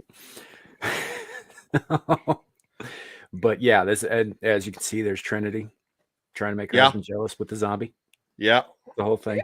I'm gonna. Moss is pretty fucking hot. She's probably not as attractive as she used to, but she's still pretty. Pretty. I'm gonna probably stop the trailer here because of the music. I had forgotten about that. But yeah, guys, it's free on YouTube. Go watch it. Just type in Fido. Yeah. It's definitely worthwhile. I think I first time I saw it. So we used to have this place called Hastings, right? You could find it. It was a chain. Bro, Hastings was the place to go. Yeah. So I that's where I bought my first DVDs. My first set of DVDs from. Yeah. I rode my bike down there as a fucking kid. Yep. So when I was younger, in my early 20s, late mid, I don't know. I was in my 20s. I did a lot of stupid shit then. I got drunk with a buddy of mine, and we were just walking home from the bar, and Hastings was open 24, or it was still open at that point. So we decided to go in and check stuff out and see what was what. And I happened to find this just sitting on a shelf somewhere, and I was like, well, I'm drunk. and this looks kind of funny. So we took it. We went home. The first time I watched it, I was drunk as shit. So I had to watch it again the next day when I was hungover, and turns out I did like it. I know Shadow's trolling, but I kind of want to punch a kid. So do I. You can That's still me buy every them, day. kid. You know you can still buy them, kid. So we don't Yeah. believe you. Yeah, you can still buy him. He's just being a smart ass. I still mostly have DVDs. I think I probably got like maybe 10 Blu-rays, and most of them are not 4K. Yeah, no, I don't really have that many 4K Blu-rays. I have a solid amount of Blu-rays, but I have a shitload of DVDs. I probably have over 1,000 DVDs and Blu-rays combined. Maybe it's because I never upgraded my TV or my sound system or anything like that, but I don't see a difference. You know, I put them on the Blu-rays, the picture quality. If anything, it looks a little worse to me on my television than like older DVDs do. And I don't know if that has to do with the compression rates, but you know that effect you get with like daytime telenovela stuff where everything like just seems distorted and unreal in the background. Kind of thing. Yeah, it does that. Like the 4K HD shit. That's what it looks like to me. It looks worse.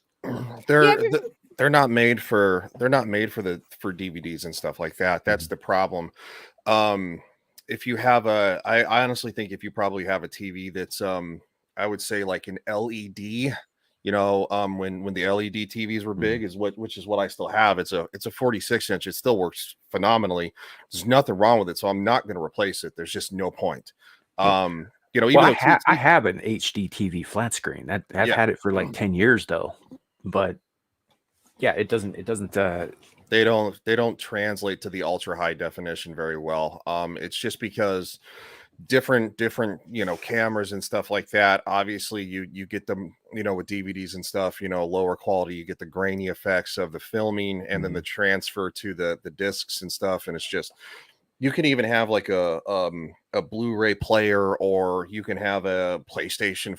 I don't think if the 5 does the 5 play movies. Maybe. I think it does. If it's got CD-ROM, PlayStation 4. You know, even the PlayStation 3 all have like upgrades to try to upgrade the visuals to as clear as possible. But you're talking about old technology working with very new high definition technology. It's just not gonna. The frame rate is sluggish. You know, you're talking about probably 30 frames a second at most, to where now, you know, the modern, you know, TVs are running at an ungodly amount of frames per. I remember when 120 hertz was like, oh my God, 120 hertz on a TV. It's just, you know, it went 240, and now we're all, you know, 4K ultra high definition. It's off the charts. Right. It's also playing, you know, because I play older video games on my, you know, on my high definition computer. They have a hard time even with Steam porting over, because you're talking about a screen that used to be like this big, and it tries to adjust it for like a widescreen, and it really just distorts the snot out of it. Honestly, my VHS, my VCR, I got to get a special adapter to plug it into my HD TV because it's, you know, outdated technology. But once that's set up, the only problem with playing, you know, 30-year-old VHS tapes on this television is that the aspect ratio freaks out a little bit when it tries to smartly adjust to it. But other than that, they still look fine. They sound fine. You know? Yeah, no. Well, I mean, because you also still have you also still have a VCR, so it's like old technology working with old technology, but transferring through, I would imagine, an HDMI cable to the.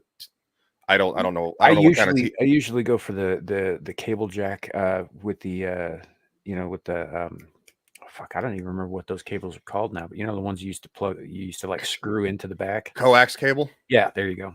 Yeah, I usually do it through the coax cables because that gets, you know, there's less trouble getting it set up that way. Generally, because most VCRs are set up to both send and receive from coaxes.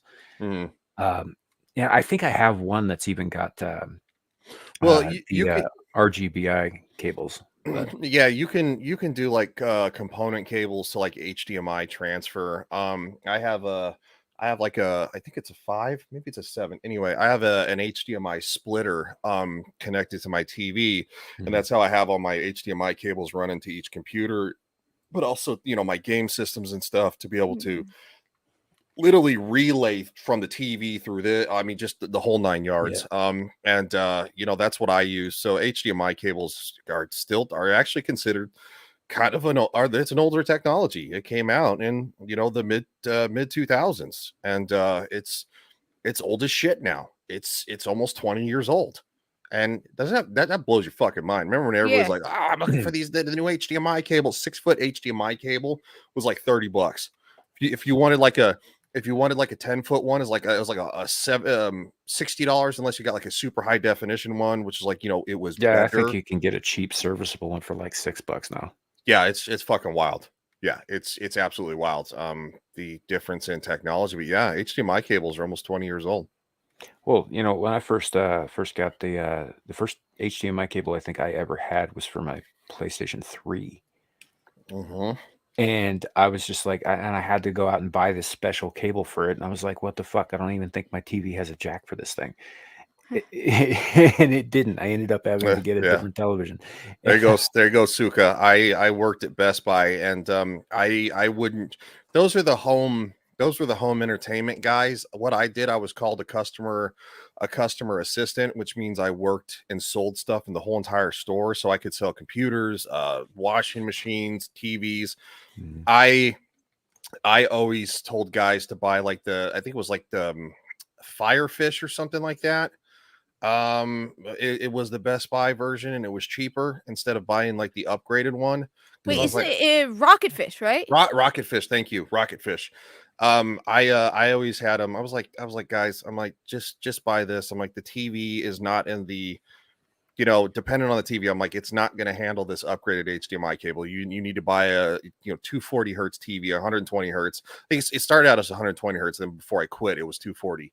But yeah, no, I was always honest with people, and I think that's why I sold more TVs than most of the home entertainment guys did. Yeah. You know, you guys want to feel old. For No, those I of you do. who loved Star Trek Deep Space Nine, 30 years ago this year, pilot aired. Mm-hmm. No way. Yep. 1993. Dude, the fucking Backstreet Boys turned 30 years old this year. And It's you just know, like, no, Sam, shut up. I don't want to feel old. Shut the fuck up. you know what was funny is I was watching the Geeks and Gamers Road Trip live stream last night, and fucking Beardo and Jeremy started talking about good car songs, and Beardo brought up the Backstreet Boys, Everybody.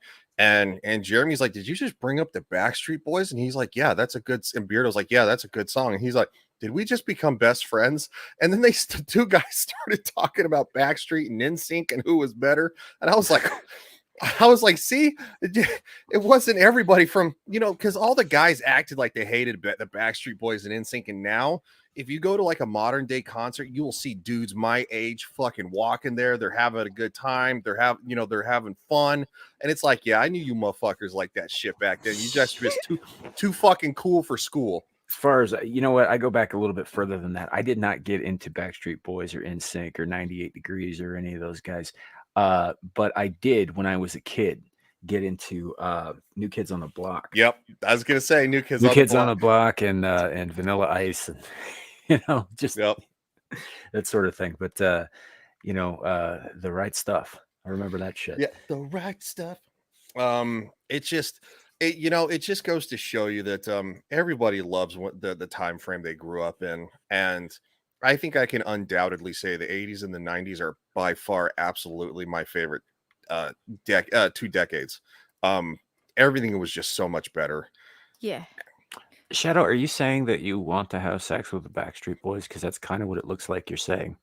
Wait, what? It says, the Backstreet Boys, to sodomize or not to sodomize? Oh, dear God, Shadow, what are you saying? I think he's trying to make a joke. And it didn't work. I No, think it we did not work. We needed a little bit more context. It probably would have been funnier if you said it and not typed it. And like I said, gay until proven straight. How's that go? It's just like, you know, you're straight your whole life, but you suck one dick. Yeah. And you're says gay I'm forever. He says I'm quoting someone. Is that like a movie or something? It sounded like you were misquoting Hamlet.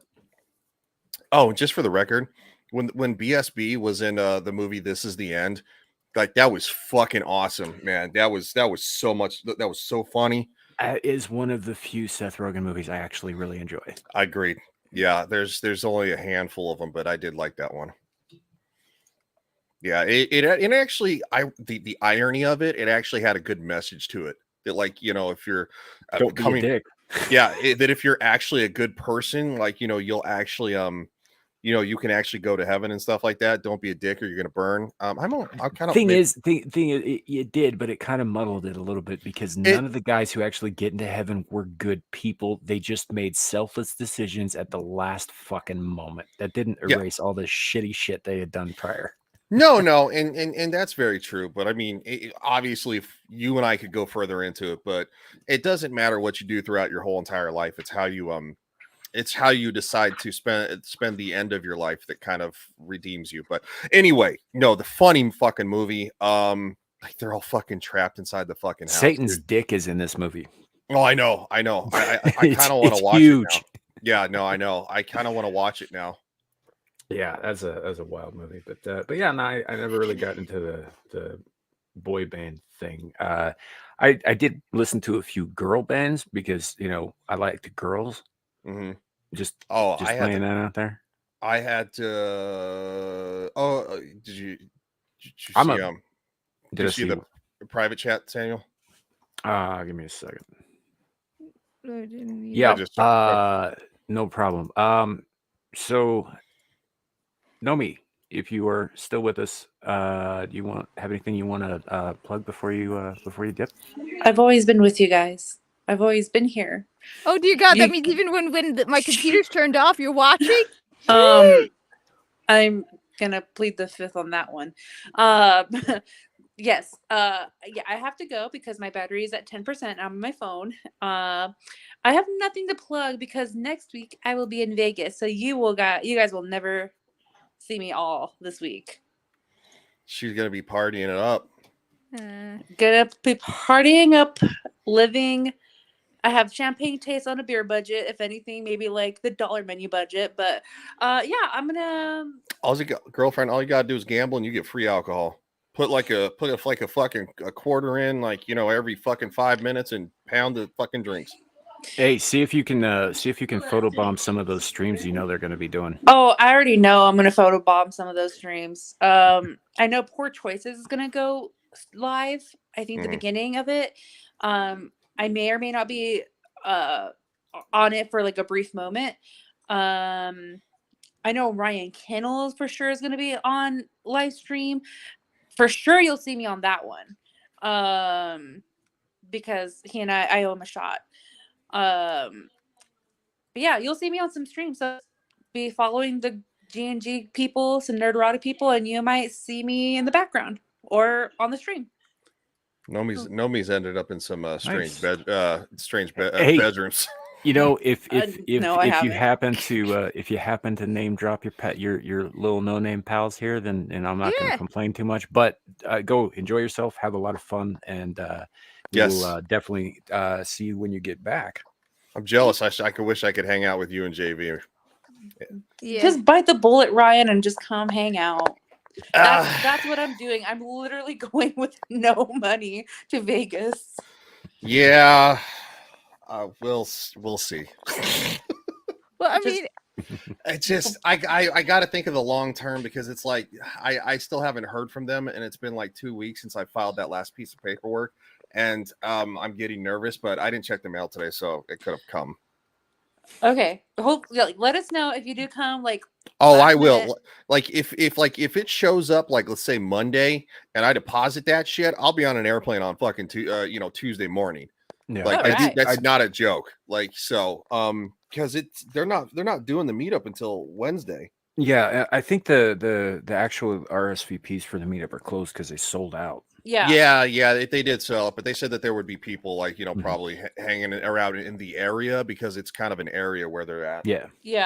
They're gonna be giving wristbands, but if you're in the area, like feel free to hang out. Yeah, I don't know how it's gonna be because last year was just show up because I didn't do the RSVP. I just showed up and still like got in. And well, they might hung have around. people who can't make it or something like that. You know, it's just. I mean, I'm not saying. I'm not saying barge in the door, but just I'd say be in the area because because last time they said they didn't realize it was 21 and over, and there are people in the parking lot with kids who are like, who couldn't come in, and they felt really Yeah, bad. I actually met that kid. He was super sweet. That one kid who came all the way from New Mexico. Yeah, they felt Whoa. terrible. Yeah, because they had no idea, so they've been really reiterating that 21 It is and at over, 21 over. 21 and over, like Yeah. alcohol, 21 and over. Yeah, Yeah. and I know they try to make up for it because they did a surprise meetup at Meow Wolf. But I think some people already left that were under 21. But maybe they may or may not be doing a surprise meetup again. Yeah, I mean, I do want to. I know some of the Legion of Memer guys want to go to Matsuri this year. I know G&G's not going. What's But Matsuri? the Anime Matsuri is in Dallas. Oh it's- yeah. It's Anime a huge convention. Yeah, it's a huge anime convention. Anna gets invited as like a featured panelist because she does so much like cosplay and stuff. And Yeah, I think Anime Matsuri is the largest anime convention in North America. yeah. So, is it Houston? Sorry, Behemoth. Okay, Houston. Yeah, it's in Houston, and they're doing a Dallas meetup, and I think G&G will be there. But I will let you guys about that because I want to end that conversation. But my phone is literally about to die. I don't want to jump off when I'm talking and suddenly I'm gone. But See yes, you, I Nomi. will keep you guys posted. See you, Larry. I'm just leaving just in time. All right, bye guys. Have a good one. See you later, Nomi. Have a great night and a great time next week. Thank you. Bye. No, well, I was telling Samuel before the stream started, I found out that there's apparently, I knew there had been a convention called Guardian Con, but that they weren't doing it anymore. And it's now called like GCX, and I'm thinking of heading to Florida. It's at the beginning of August. Because people remind me that Ryan and Jeremy said they'd take me shooting. So. Yep. I do. I think that they are having a smaller Geeks and Gamers meetup, like in or around Orlando at some point in the next few months too. No, I really want. I've never been to a gaming. I've only been to one convention ever, and it was a very, very, very small Star Trek convention. And I got the autograph of the guy who plays Admiral Forrest. Yeah, Vaughn Armstrong. Yeah. I think I mentioned this before. Yeah, you showed me the card that he autographed for you as the Romulan. Yeah, he also plays the Romulan. And that was the only convention I ever went to. And it was very, very small. So I really would love to go to like TennoCon or the new Guardian Con. Yeah. Hey, the wrong reasons might also be cool reasons. Yeah. Oh man. Hi, Larry. What's up? How's Welcome the to the show, buddy. baby? Oh, she's great, man. She's already daddy's little girl. She won't let me put her down. My wife can put her down. I can't. Of course not, because Daddy's little girl. I'm my father's favorite because I'm his only girl. Same thing. Daddy's little girl is always the best. Yeah. We found out real quick how big she is. So infant diapers do not fit her. She's wearing size 1 diapers, and for her carrier was set for infant, and we had to go up 2 settings. Oh. Yeah, she's a long, tall baby. So in the group chat, Shadow posted a picture of the Star Wars things that he's got. Dude, those are from the last edition after they did the special effects upgrades and the special edition stuff. Those are just prior to when they really started screwing with stuff. So they're still worth watching. And I think this is the second to last edition before they spliced Hayden Christensen's face into the end of Return of the Jedi. Yeah, I think it is too. Because I have those on VHS. Yeah, I have those on. Is it VHS? I think it is VHS. Yeah, because the widescreen was the gold border, and then you said you had the silver border, right? Which was the full screen. I thought it was the other way around. The silver was it might have been widescreen, and then gold is full screen. And I was kind of bummed out because I didn't I didn't realize the difference, because I had a fucking standard TV. I was a poor fucking, Mhm. private in the military. Then of course years later you're like, oh, widescreen. Yeah, it took me a long time to come around to widescreen because for a long time you couldn't get a TV that didn't show letterboxes. Yep. And then later on when you could get one, if you had the old format, you'd have vertical letterboxes. Yep. And it was a hard transition for me because I don't like that letterbox shit. Yeah, I don't like the letterbox shit either, and that's what made it a hard transition for me. But then again, like I said, you and I are not that far in age. Like what? I'm only I think we figured out 5 years younger Yeah, than you. you're about 5 years younger than I am, yeah. Yeah, so it's like we kind of grew up. Like I remember when my family got our first VCR in the fucking 80s, it was like $700. And I remember where we picked it up at as a little electronics store, and it was an RCA. It was black and silver. I wonder if I could pull up a picture of it. I want to take this comment out of context. Holy shit, this basket goes so deep.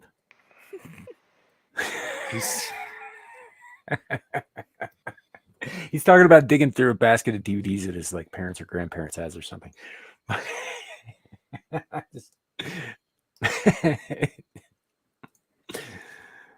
That was fun. That was good. I enjoyed that. I don't think anybody else did, but I don't care. I enjoyed it. I was just trying to be mildly friendly. I knew what the kid was talking about because he's talking about the fact that he's looking through all the DVDs and stuff, but it's just like phrasing, kid, phrasing. Yeah, Shadow, that is because your parents come from an age when you saved things because you knew at some point it would be useful. You didn't know what for, you didn't know when, but you knew it would be eventually. So you saved things, even broken things. Yep. I still do that. Yep. I still, like I said, I have all my DVDs. I have all my VHSs still. I still have the original fucking Titanic VHSs when they released in 1997. Like I mean, weird flex, but okay.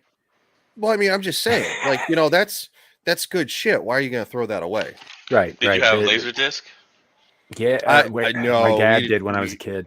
Did not have a Laserdisc. That was too fancy for my Those family. things were lethal. I mean, for those of you who don't remember Laserdisc, and I know Shadow doesn't remember Laserdisc. I know he knows what it is, but he doesn't. Well, he remember wasn't alive when Laserdisc. I was know. around. I know. They're the size of fucking vinyl LPs, but they're made of steel. Mm-hmm. Oh yeah. You could take someone's fucking head clean off with one of these if you're, so inclined. And they only had a high enough compression rate to put half a movie on each side of them. Yep. So you had to like flip it like a record. That was hilarious, especially Star Wars was notorious for that. You'd be right in the middle of something, and then all of a sudden, bloop, please switch sides. Yeah. Oh my God. Well, like watching Titanic, it came on fucking 2 separate cassettes. Like it would stop, and then you'd have to you'd be like, please put in the second tape, and you're just like, yeah. I have a 25th anniversary edition of Jaws with like 30 minutes of special features, and it came on 2 tapes. That's hilarious. Yeah. Braveheart came on 2 tapes because it was like 3.5 hours long. I think the original VHS release of Lord of the Rings: The Return of the King is also on 2 tapes. Yeah, I would think, because that was I'm pretty sure I have a copy of it. No, I'm saying that would be around during the transition, so I absolutely believe that. Yeah. So, and because I miss Blockbuster. Old friend. I miss Blockbuster because when they were doing the transition from VHS to DVD and then later from DVD to HD, right? They would put all of their old tech on sale for ridiculously low prices. You could go in and spend maybe $20 and get like 5 fucking awesome gems of movies that you didn't think you would find anywhere. A good portion of my collection came from scouring the bargain bins at fucking Blockbuster Video. So here's about as close as I could find. It wasn't a Philco VCR, but it looked almost exactly like this. It was, and it Oh, was nice. Yeah. and it was an RCA, and we paid $700 fucking dollars because like had the digital screen and shit. Yeah, it's Yeah. top loading. Yeah, it was a top loader. That was the big significance. It was a top loader. You would like eject, you put it in, you slam it down. Yeah, the Oh. top loaders were, unfortunately, they didn't stick around, and they were a lot less prone to eating tapes than the Yes. side loaders were. Yes, they were. They really were. And Hmm. I think that was probably one of the reasons that I don't know why they didn't stick around. I really don't. I guess think it's maybe because the shelves. yeah, People that's always a good point. I was shelves. just thinking that the shelves, because you know, obviously you had to have clearance room, and it added like a good probably 1.5 to 2 inches to the top that you needed. Yeah. Yeah, God, some of the tech from the 80s was magnificent, wasn't it? Hey, check this out, and this might be a bit of shift because it's going into gaming. But I mean, you've had a PS2, right? Right, Ryan? Did you have a Mhm. PS2? My I got What one. about I got you, one sitting Kat? about 2 feet away Yeah. from me right now. Hey, Yeah, Kat, you've got one, right? I I had still- one. It's a long story, Okay. but it was stolen. So so you know how like when you buy a PlayStation game here or whatnot, or back in the day, you couldn't play the Japanese version of the games. You couldn't play Japanese games. They were separated by region. Yeah, they Did were you know? region coded. Yeah. Yeah. Did you know that there was a store when I was living in LA? But long story short, there's there's a mod that you could get, and they were charging $40, and all they did was they made a copy of the top portion of the PS2 because somebody figured out that you don't change any of the inner parts. what made what made it able to read Japanese games was literally putting a hole and actually popping it in on the top instead of the side, because there was something in the reader on the side when you load it in the regular way that's what was blocking people from reading and playing Japanese games. But if you got the top loader, you could just slide it, you could just put it right in, and it played all of it. Mm-hmm. I didn't know that. And Yeah. I was I know that I know that CDs weren't a problem because I was stationed in Germany, so I could go to certain, you know, my friend and I went to this large music slash video store. Like it was the size of it was the size of a Hastings. We'll just say that. And it was awesome to go to. And we buy a bunch of CDs and crap, you know, because he was super into music, and I would always you know, want CDs for when I was working on the road as a cop, you know, because you know, if you're working like the late night shift, you wouldn't on a military base, you wouldn't have as much activities like, say, a civilian cop. You know, so because we didn't really deal with a lot of the German stuff, we just dealt with the Americans, which was far less dense. But anyway, yeah, you would have to be careful what DVDs you would buy, because you'd have to check the region, because not everything would work. And yeah, I learned about regions from that one, because Europe is like what, region 3? Europe's region 3, I think. North America is region 1. I think Asia is region 2. and Yeah. and Europe is region 3. And I think South America is 4 and Africa's 5, right? Yeah, or I don't know where Oceania fits in there either, but I think Australia actually fits in with Asia. So well, yeah, they might be in the same region lock area. Yeah. Now you there is a feature on the PlayStation 3 where you can actually switch regions. However, you can only do it 3 times before the region gets locked into place, and you can never change it again. Oh, that sucks. Yeah. That's literally a thing. I don't know that that's a thing on every one of them either, because later generations they would like fix stuff like that. Because you remember the earlier generations of PS3 had a PS2 built inside them, so that you could still play PS2 discs, but the later ones don't, because it wasn't cost effective to build an entire fucking platform inside the platform. I have both versions. So I have a backwards compatible original. Okay, so the original 40 and 80 gigabytes were backwards compatible with PlayStation 2 and PlayStation 1 games. The later versions, like the slimmer versions and stuff like that, you get like the 60, the 80, the 120, the 160. They were all only PS3 games only. Yeah, I have that. I think it's the backwards compatible one is that it had where you can only change the region 3 times. Yeah. So like if I'm watching a normal DVD, I watch it on the later slim version, which is like 120 gigabytes, or 160, I can't remember. You know, and I stream all my crap on that, you know, because it gets beat up. But the original 80 gigabyte one that has the overheating Shadow, that has the overheating problem because the fan obviously is so fraggle rocking loud. Yep, I have that issue with my PS4. Yeah, you know, you'll probably need to clean it out. If the fan gets louder, clean it out. Blow it out. It gets cleaned out regularly. It's a flaw design of that particular generation.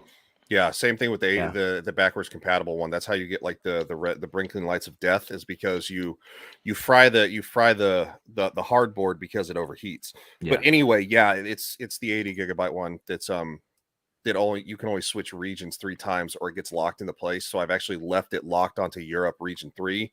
It's because I still have a couple of DVDs that are only that region, and that's where I watch them on. Anyway, sorry, long tangent.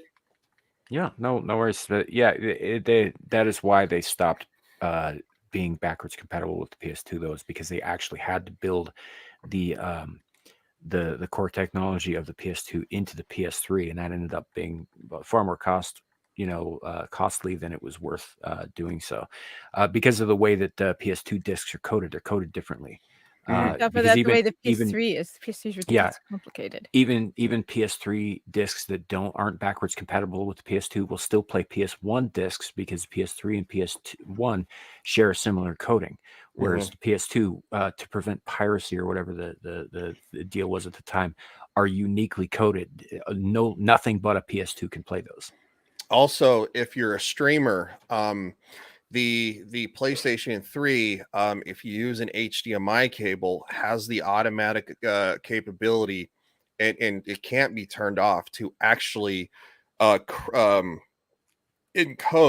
the signal so you can't stream from it.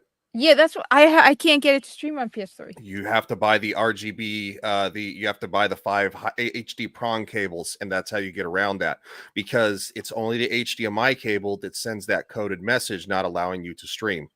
So get rid of your HDMI, go to the 5 prongs. You know, you have the green, the red, the blue, the white, and then the yellow, and that's how you get around that. And it's instead of being 1080p, it's 1080i. But that's the only way you can get around that with a PlayStation 3. I wish that Shadow was still here in chat, because this right here, this is exactly why you don't throw shit away. No, but the other problem is you can't use that with the streaming, with a card capture card. Yes, you can. So you're meaning 3 prong to HDMI. That's you have to get an adapter, but you can do it. That's what my HDMI switcher is. It has those 5 plugs in the back. And so that's what I use for the PS3 that's backwards compatible, and that's how I can actually stream through my Elgato HD60S. Oh. Now the PlayStation 4 has the option to turn that off to play video games. However, you can't stream movies through it, because when that feature's off, they say you can't access this streaming app until you turn. I forgot what it's called off the top of my head, but yeah, it's literally built in on purpose. But you do know, one of the things that annoys me the most about the PlayStation is the audio has only one audio output at a time. Which is why it's a pain in the butt to stream PlayStation. Because which one? PS4 and PS5. I don't have PS5, so I don't know. But the PS4 is the same. Either the audio comes out through the HDMI or through the controller, or through a wireless headset. You only have one option. So, for example, if I plug in the HDMI cable to live stream PS4 or PS5, the audio goes through the HDMI. But that means I have no sound through my gaming headset. So, because you play... Okay, I see what you're saying. Yeah. So the only what you would have to do is you'd actually have to You'd have Right. to use the redirected sound through your capture card, and you'd have to get the sound from your platform through your computer desktop with the Yes. program that you're running to stream. Yes, which means I can't join a fire team. The only way I can join a fire Yep. team and use fire chat, the game, the chat, is there's a special Y-shaped Elgato cable. This cable, which I have, is shaped like a Y. See, and it allows you to plug one plug into the you know how the capture has an aux cable. You plug one end into that, one into your controller, and one end into the wired headset. That's the Okay. only way to have a fire team, like a joint party chat on PlayStation. Otherwise, I do what you do. I plug my headset in through my I PC. I don't play online games on the PlayStation at all. I play them all on the computer. I was having issues with that because I have a controller that's hooked up to my computer, and I was playing Hell Let Loose. And the way I solved it, because I couldn't participate in voice chat, was my microphone was actually blocked within the computer itself. And that was, but no, I don't know anything about how voice chat works with the PlayStation. So that's why the PlayStation is so annoying, which is why I usually live stream Xbox. Yeah, with the because I obviously I live stream through my PS4. I haven't done it through the PS3. I just haven't even fucked around with that. With the PS4, it's a very simple setup. I mean, I plug my my gaming headset into my controller, and then I just set the PS4 to stream to my YouTube channel. I usually have my laptop open so that I can access the chat, because I can't do that from PlayStation from the actual stream. So I have that set up separately so I can see the chat. But beyond that, my shit I just set it up so that it would stream directly to my channel. Yeah. No, I know what you mean. You're using the stream button for PlayStation. The thing is, I usually I like using the software I have for my PC. I like using my capture card. You don't need to use a capture card to stream PlayStation 4 or PlayStation 5. The thing is, I usually multi-stream. See, if I wanted to do that, then yes, I would have to get a capture card, and I'd have to do some other workarounds with like OBS and such. But this way, I end up having to do that. No, but that's why I tend to choose Xbox for live streaming. It's just easier. Buster, what are you doing? So speaking of which, folks, at some point I should be getting back into Monster Hunter Rise, because I want to get through the story before Sunbreak becomes available on PlayStation, which will be like next fucking week. So yeah, I need to get back on my fucking shit too. I've been such a lazy piece of shit, and I admit I have been. And it's just dealing with all this crap. And of course I got family like, hey, how's packing everything up coming? Well, everything behind me you can see is not packed up, and it's not really going to be until the date gets closer. So everything going that direction is like I'm working with. But I've also, Nomi was kind of saying, hey, just bite the bullet and come to Vegas. The thing is that I've carefully paid everything I needed to such far in advance that if this takes longer to get this god awful amount of money from the fucking government, that I'm okay. And I think it would be super irresponsible to kind of just blow off and spend probably $1,500 on a fucking trip to Vegas. If I got paid, it wouldn't be a big deal, because let's just say they owe me they owe me a good chunk of less than probably about $100,000. But federal government, they're like, wait, we owe you money? They're like, are you sure? They got to double check and triplicate. Oh, they don't fucking triple check. They quadruple, fifth hump. They're just like, hold on. We got to check. Do you owe us any money first before we give you your money? But then on the other hand, we saw Yoda's $20 that you didn't pay from 3 years ago, and we've been. So you got to pay that, so they stop withholding what they owe you. Yeah, well, most of the time, what they do now is they're like, okay, it's going to take a few extra days, but we're going to take that $20 out of what we owe you, and then we're going to reroute all that information to the Treasury Department, and then you should get paid out. But they're going to have to check one last time to make sure. The checks and rechecks are so terrible. I hate the fudging government. which is Mhm. hilarious given how quickly they just send our money to other countries. But send it to an American Oh, that you owe. I rewatched that Alex Stein clip last night, where the idiot fucking liberals are in front of the White House, like saying we need to send more money to Ukraine, and Alex Stein is like walking around with the comedian who acts like a homeless man. He is a comedian, by the way. Yeah. It's like his professional stick is to act like a hobo, and he's like, but we have homeless people. Alex Stein's like, we have homeless people in America that need our help and stuff like that. And he's like sitting there like jangling, and he's like, and then all of a sudden he's like, you don't want to give him any money? Well, first off, he's like, well, we're petitioning Congress to give Ukraine more money, not the people specifically. It's like, where that money comes from, right? Anyway, but he's like, you don't want to get, yeah, Don Terrius, thank you. He's like, you don't want to give me money, and it zooms in on Don Terrius, and he's like, give me some of that Ukraine money.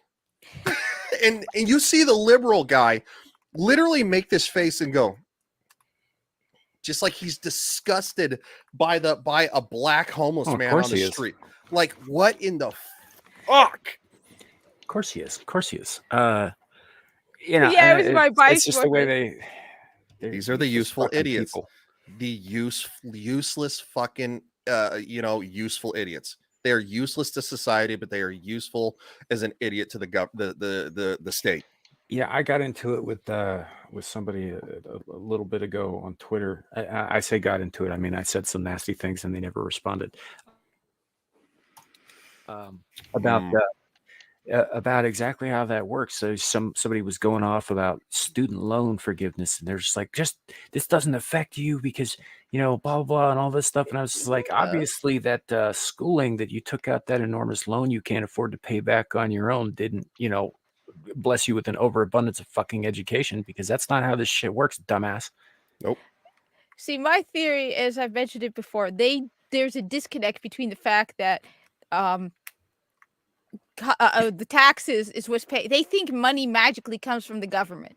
They don't understand that the money the government is spending is your money. And that's one of the things, even when I was younger, at first I didn't fully grasp it. Now it's like, well, why the hell am I paying for some of this stuff that I don't even know why I'm paying?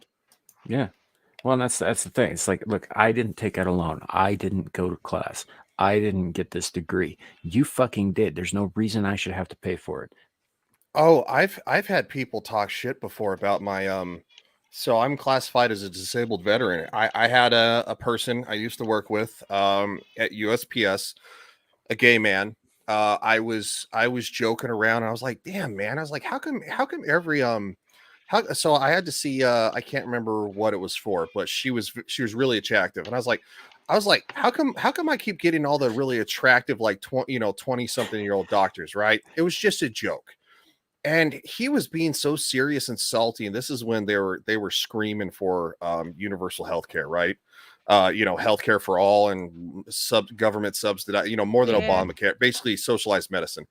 So I was making a joke, and he's like, stop complaining. He stopped complaining about your government healthcare, and I was like, dude, I'm not complaining. This was a joke. And then I had another coworker who I'm friends with, and he was like, he's like, he said, stop complaining about your free healthcare. That's what it was, free healthcare.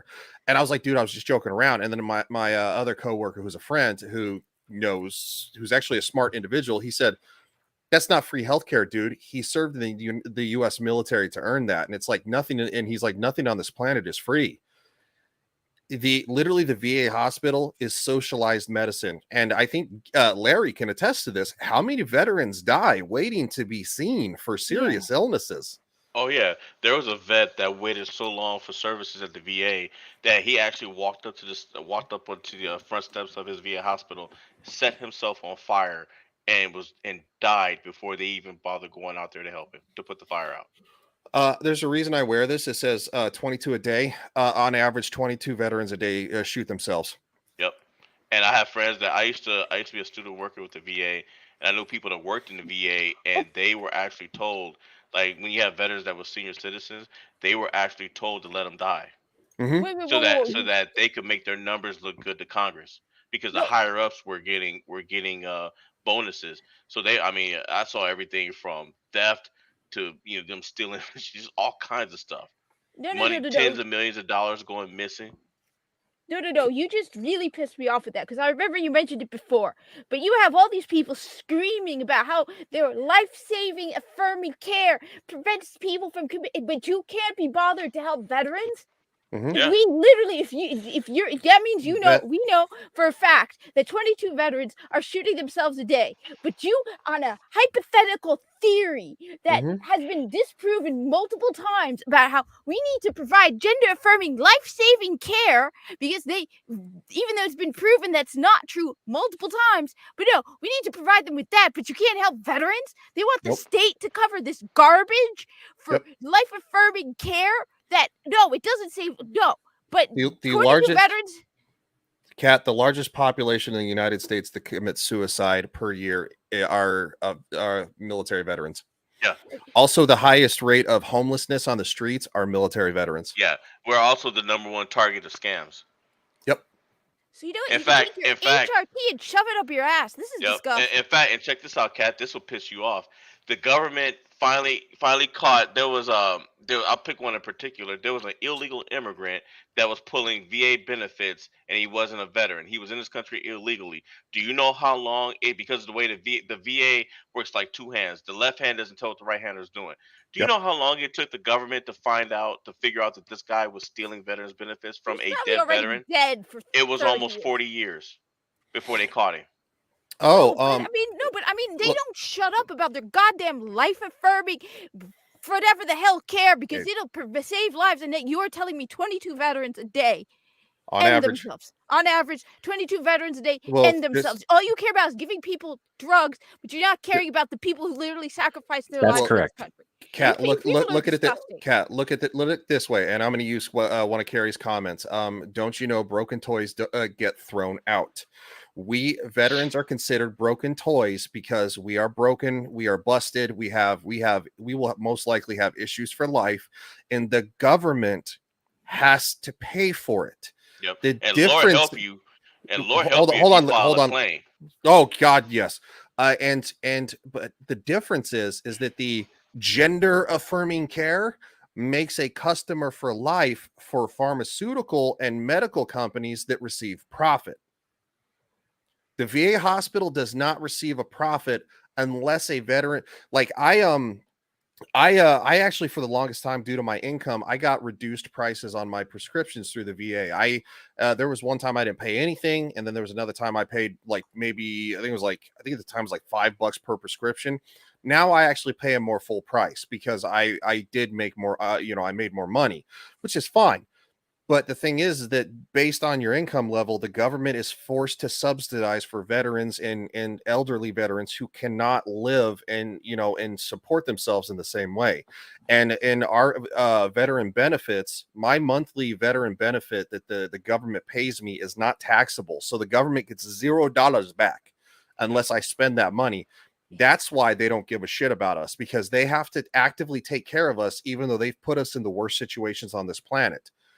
The difference between the kids is that you have a customer for the next 50 years or until they end themselves. But the thing is that veterans end themselves drastically more than any group of people on this planet. We also have the worst substance abuse issues too: alcohol, drugs. I mean, we're a fucked up group of people, and the government just wants to go shit. Yep. No, but this is something that is confirmable fact. This isn't some hypothetical. There are actual statistics for this. Yeah, this isn't And they like will the not gender affirming care. They That's a will not tell you hypothetical. the statistics because they're not profitable and they don't support their narrative. But as long as but this gender affirming care, in fact, most of the studies show the exact opposite. But you know what? We're also a staunch group of people too that are very set in our ways because they made us that way. And so we have a sense of duty, honor, courage, respect. And guess what? In today's world, that doesn't fly. Nope. It just doesn't fly. My cousin had to file a claim for sleep apnea and some other stuff. Things that are in his medical file, his military medical file, and he had to fight the VA for 5 years because they flat out refused to pay him out for what they owed him. He finally got his money a few months ago. He Here, fought them here, for so long that they had to give him $100,000 lump sum and This, this, 100% disability.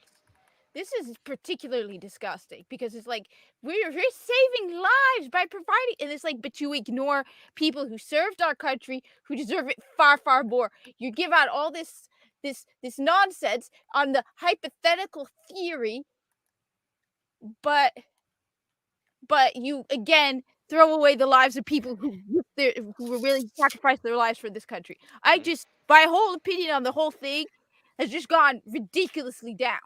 okay, I wanna actually show something to Kat that's really gonna piss her off. So I'm a disabled veteran, and one of the reasons, and I can prove it just by the cap, so I don't have to show anything. One of the reasons that the government doesn't want to pay for me anymore, one, says VA crisis line on it. 2, VA crisis line on it. 3, VA crisis line on it.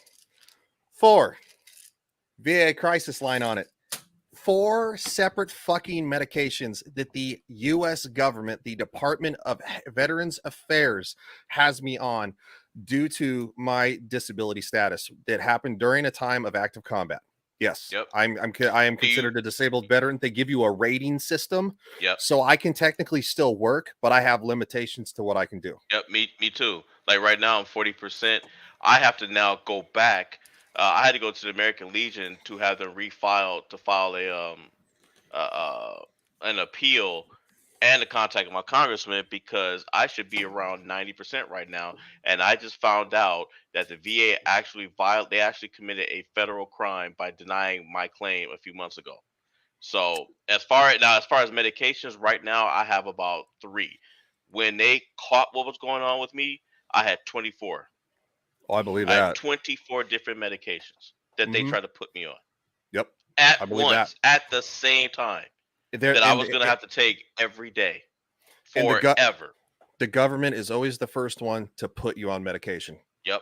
That's Always the first thing first they one, just put you on medication. just to pen the script. Yep. It's absolutely sad. And quite frankly, I've had to fight. I mean, I've had to fight nonstop to try to ask them to take me off some of these things, and they won't do it They until I won't meet do it. until I But meet certain parameters that they have Mhm. set forward, not that I set. They Yeah. won't even listen to my parameters. Yeah. Oh, and if you're permanently disabled, sometimes they'll pull a fast one. They'll drag you back in for an exam and then lie to kick you off of it. Oh my God. I'm So partially deaf in my right ear. yeah. I had a firearm blasted in my ear in a concrete bunker. I have tinnitus. I have hearing Yep. loss. I went and got tested in probably about 2015. No, probably about more like 2014. And I got tested, and she said, "Okay, you have because I told her, I told the lady, I was like, I think I'm partially deaf, and I told her why." And she's like, "Well, okay, we tested you. You have in and out hearing." I was like, "Okay, what does that mean?" She's like, "Well, sometimes you can hear and sometimes you can't." I said, "So I'm partially deaf." She said, "No, no, no." This is literally how she acted. She said, "No, no, no. You're not partially deaf. You have in and out hearing."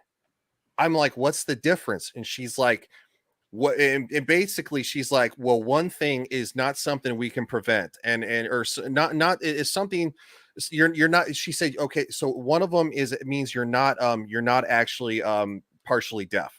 And I was like, I see what you're doing. You're basically padding the paperwork that if I try to file a claim saying I'm partially deaf, then they would have to pay me for that because it happened in service during a time of war. And again, they don't want to pay you. And Yeah. I never filed the claim, but I was just like, I literally just grinned at her and I was like, that's the wildest thing I've ever heard. She's Yeah. like, I I don't know have. I don't know what to tell you. That's Yep. just the truth on the ground. But I have. she got nasty with me. I was like, Oh okay. I was yeah. like, you Yeah. have a good day. I have tinnitus. I have traumatic brain injury, so my eyes no longer read in tandem. It affects my memory. So whenever I read something, I have to read it twice in order for my brain to absorb what happened. The VA is refusing to grant me a claim for that because they're saying that it happened too long ago. But when it happened to me, there was no diagnosis for TBI, and they know that. It was 15 years later that they finally figured out that it was a thing. So that's one of the many things I now have to follow them for. And as far as the exams, my favorite, the person they sent me to, as soon as I walked in, she looked at me and she said, "I'm going to tell you this right now. I'm going to have your claim denied for no Mhm. reason. I already had an exam from another doctor." She said, "Yeah, don't depend. Yeah, don't depend on what she said because, as far as I'm concerned, she doesn't know what she's talking about." And they all, and I reported her too. I called the White House hotline. I reported her. They all sided with her and took my doctor's notes and threw them out, and literally said that her medical opinion, even though she's medically licensed and has twice the amount of experience as the doctor they sent me to, they said that her opinion didn't matter. And federal law that Congress put in place said that in a situation like that, they're supposed to side with me. They gave me the middle finger and told me to fight them. So Mhm. once I file my claim, if I'm lucky, or when I file my appeal, if I'm lucky, I will see a judge around 18 months from now. Mhm. I have I finally got a lawyer that a friend recommended who has severe PTSD and anxiety because I have severe anxiety resulting in panic disorder. This is my medication, by the way. You look at that big old bottle of medication. Yep, Because I got that if bottle. because if my brain doesn't absorb serotonin, then it'll actually cause me to have an irregular heartbeat, causing palpitations, to where the VA actually thought, when I went to the ER one time, they thought I was actually having a heart attack. They pushed nitro through my veins thinking I was having a heart attack. That's something they only give to you if they think you're having a heart attack. Yeah, because it can kill you in other circumstances. Yep. Yeah, you'd be surprised what happens to you in basic. Half these injuries that I have, I got in basic. I got nerve damage in my shoulder, nerve damage in my groin. I mean, you name it. Yeah. And I just got that in basic. I hadn't even gotten out yet. Zillage nitroglycerin, which Nitroglycerin. is a very unstable compound and very explosive, and a key ingredient in things like dynamite and that sort of thing, is also used to treat immediate heart attacks. Yep. Cardiac events. Sorry. I like I said, I'm all we hear about. I mean, it also makes makes me almost feel bad. It makes me feel bad about my attempts to get the government to, because like I said, I basically was in a grad school program that basically violated all student civil rights, and the government garnished my wages. They also didn't give me the scholarship money they promised me for one semester. They dumped me on the street, literally with no explanation. They just suddenly threw me out, and government still got, even though I tried repeatedly. So this makes that like a bit. I cannot believe this. They said they're I mean, like I said, the fact that you have on average 22 people shooting themselves a day, but they're going on about some HRT whatever saves lives. You can't be bothered to take care of the veterans, but oh yeah, we got to make sure we chop the nuts off of a 17-year-old boy. Yeah. Oh yeah. And preferably earlier, they really want to get the kids because they want to eliminate the excuse, because when a boy goes through puberty, they can give them all the puberty blockers in the world, it won't matter. Like with all my injuries and everything that happened with me, I had to get tested, and my doctor told me, she said, "I have to give you testosterone shots." I said, "Why?" She said, she said, "Your testosterone is so low that if I didn't know better, I would swear that you were transitioning from male to female. Yeah, I'm 3 times stronger than I was when my testosterone was at their highest when I was in the military. Like the Larry of today versus when I was on active duty, I could literally toss myself across the street without even thinking twice about it. And my testosterone levels were almost non-existent. No, well, I mean, come on, it's a fact. Between the bone density, the size, just look at the size, and the fact that you don't hear anything about the trans men going screeching about wanting to participate in men's sports because they're not stupid. Yeah. I mean, I look forward to the day some trans man is like, yeah, I want to fight in a boxing match with a bunch of guys. Not gonna happen. Just like I said, the fact that you have veterans offing themselves at that rate, but they go on some hypothetical, proven multiple times false.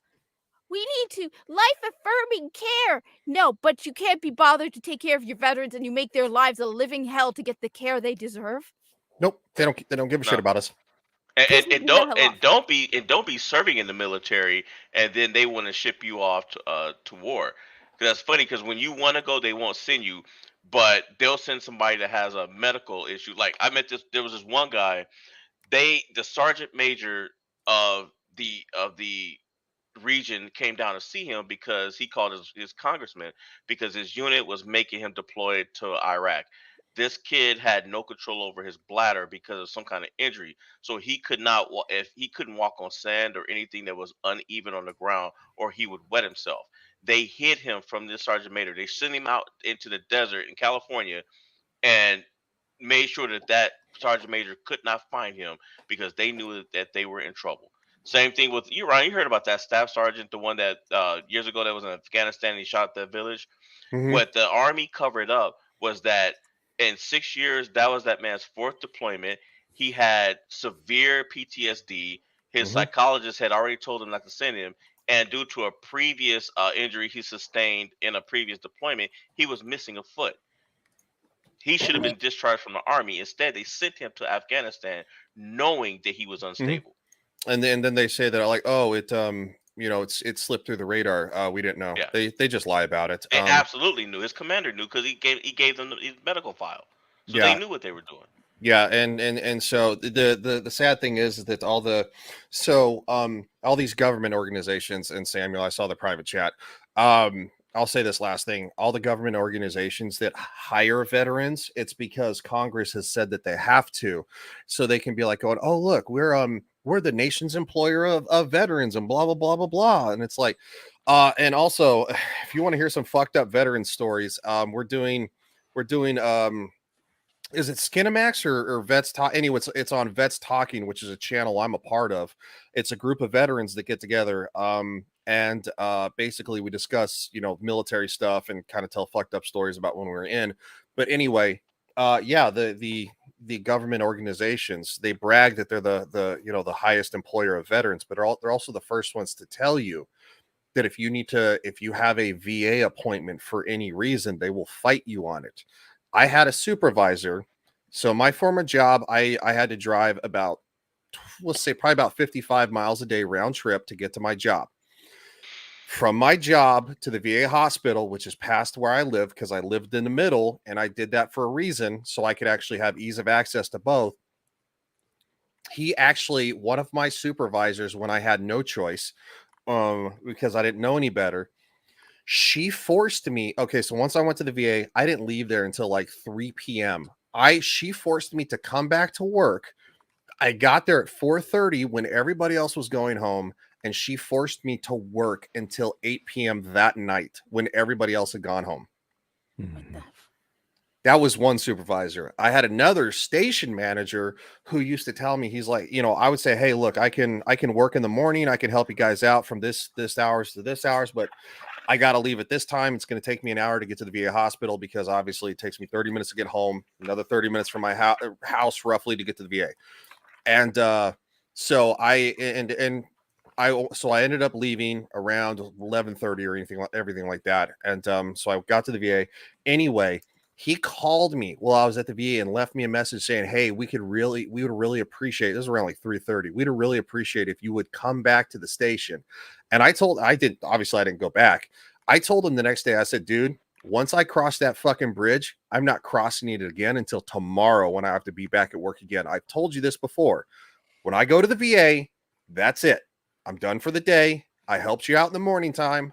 I worked a couple hours. I put in for leave for the rest of the day. That's the end of the gravy train.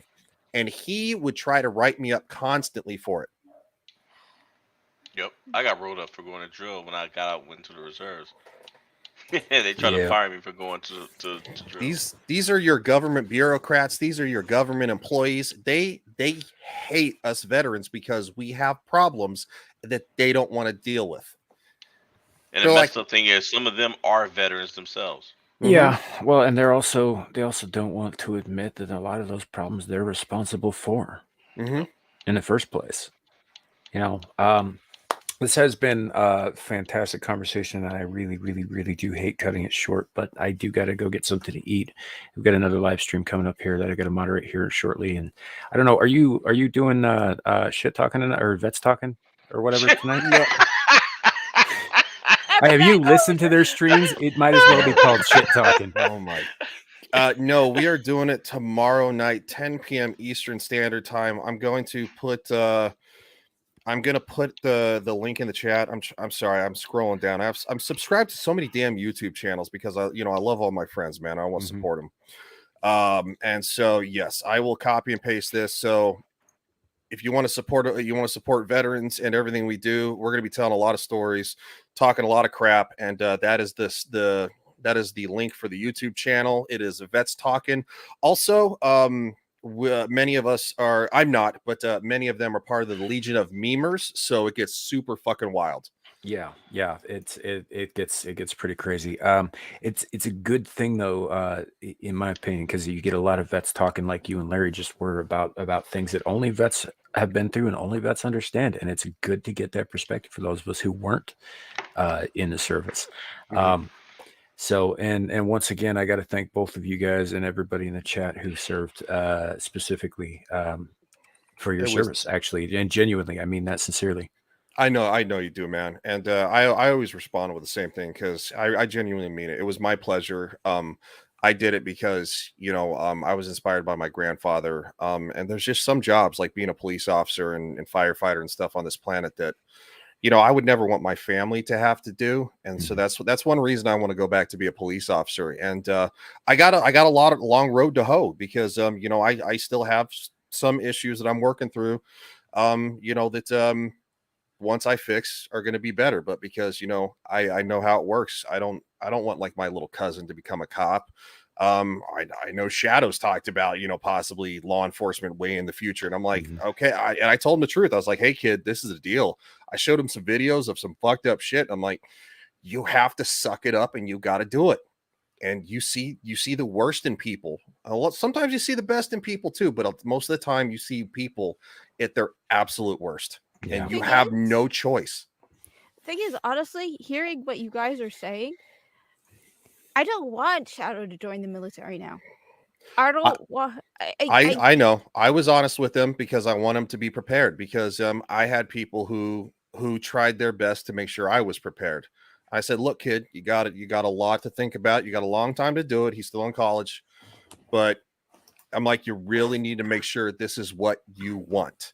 Because if it's not, if you have a hesitation of doubt, not that you're scared of a new chapter or how things might go, but if you're like, I don't know if I can handle this, if you have a smidgen of doubt, you've already defeated yourself. And that I think is true of just about everything in life as well. True. Yeah, but this is like they said, this is treating veterans like third-class citizens. This is insane. Yeah, it is. This I don't want to see Shadow suffer through this. I agree, but it also is ultimately up to him. Yeah, and let me chime in on that. So Zillage, yeah, there are charities and organizations to help veterans. I mean, there are definitely people out there that that like you and like Kat, and you guys are the reasons why we bite that bullet.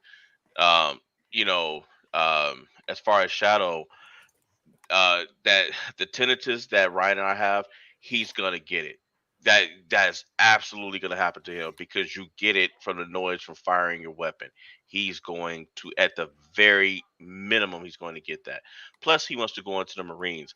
The Marines are different from the Army and the Navy because whoever is president does not have to go through Congress to send them anywhere. They are literally, he can wake up in the middle of the morning and say, hey, you know what? Somebody in Bosnia is doing something. Let me pick up the phone and send the Marines over there to do something about it. He does not have to go through anywhere.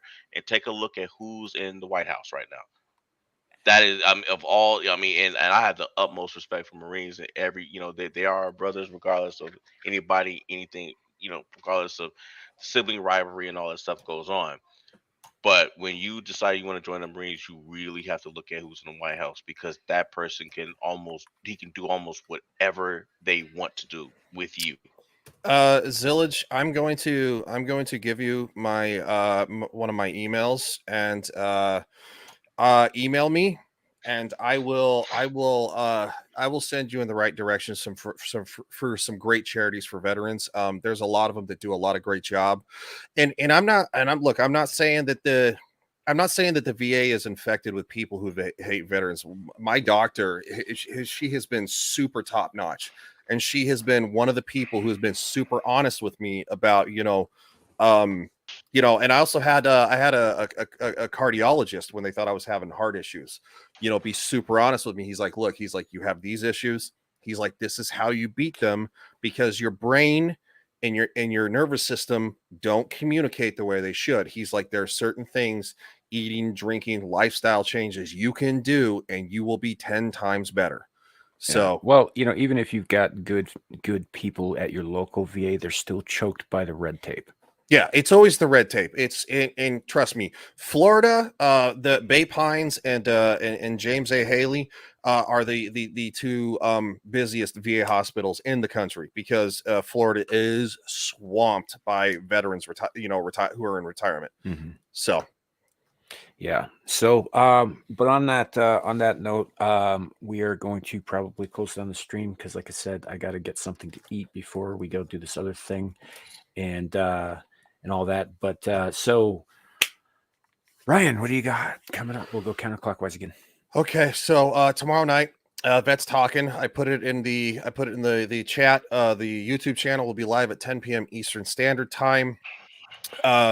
Usually we're live on a different night, but due to Adam having he's the channel runner, I'm his co-host. He got a little bit of a new job, but doesn't seem to be working out for part-time for what he was looking for, so he's probably not going to do it anymore. Monday night we will be doing Game of Thrones season 3 episode number 4. Nomi will not be able to be there because she's going to be in Vegas, but it should hopefully maybe JV will be able to make it. Shadow will be there, and Lily 300 Mirrors said she'll be there, and hopefully Tyler the Redbeard and Mr. Grant Gregory will be able to make it. But if not, we'll still do it. Shadow, Lily, and I can all review a fucking episode.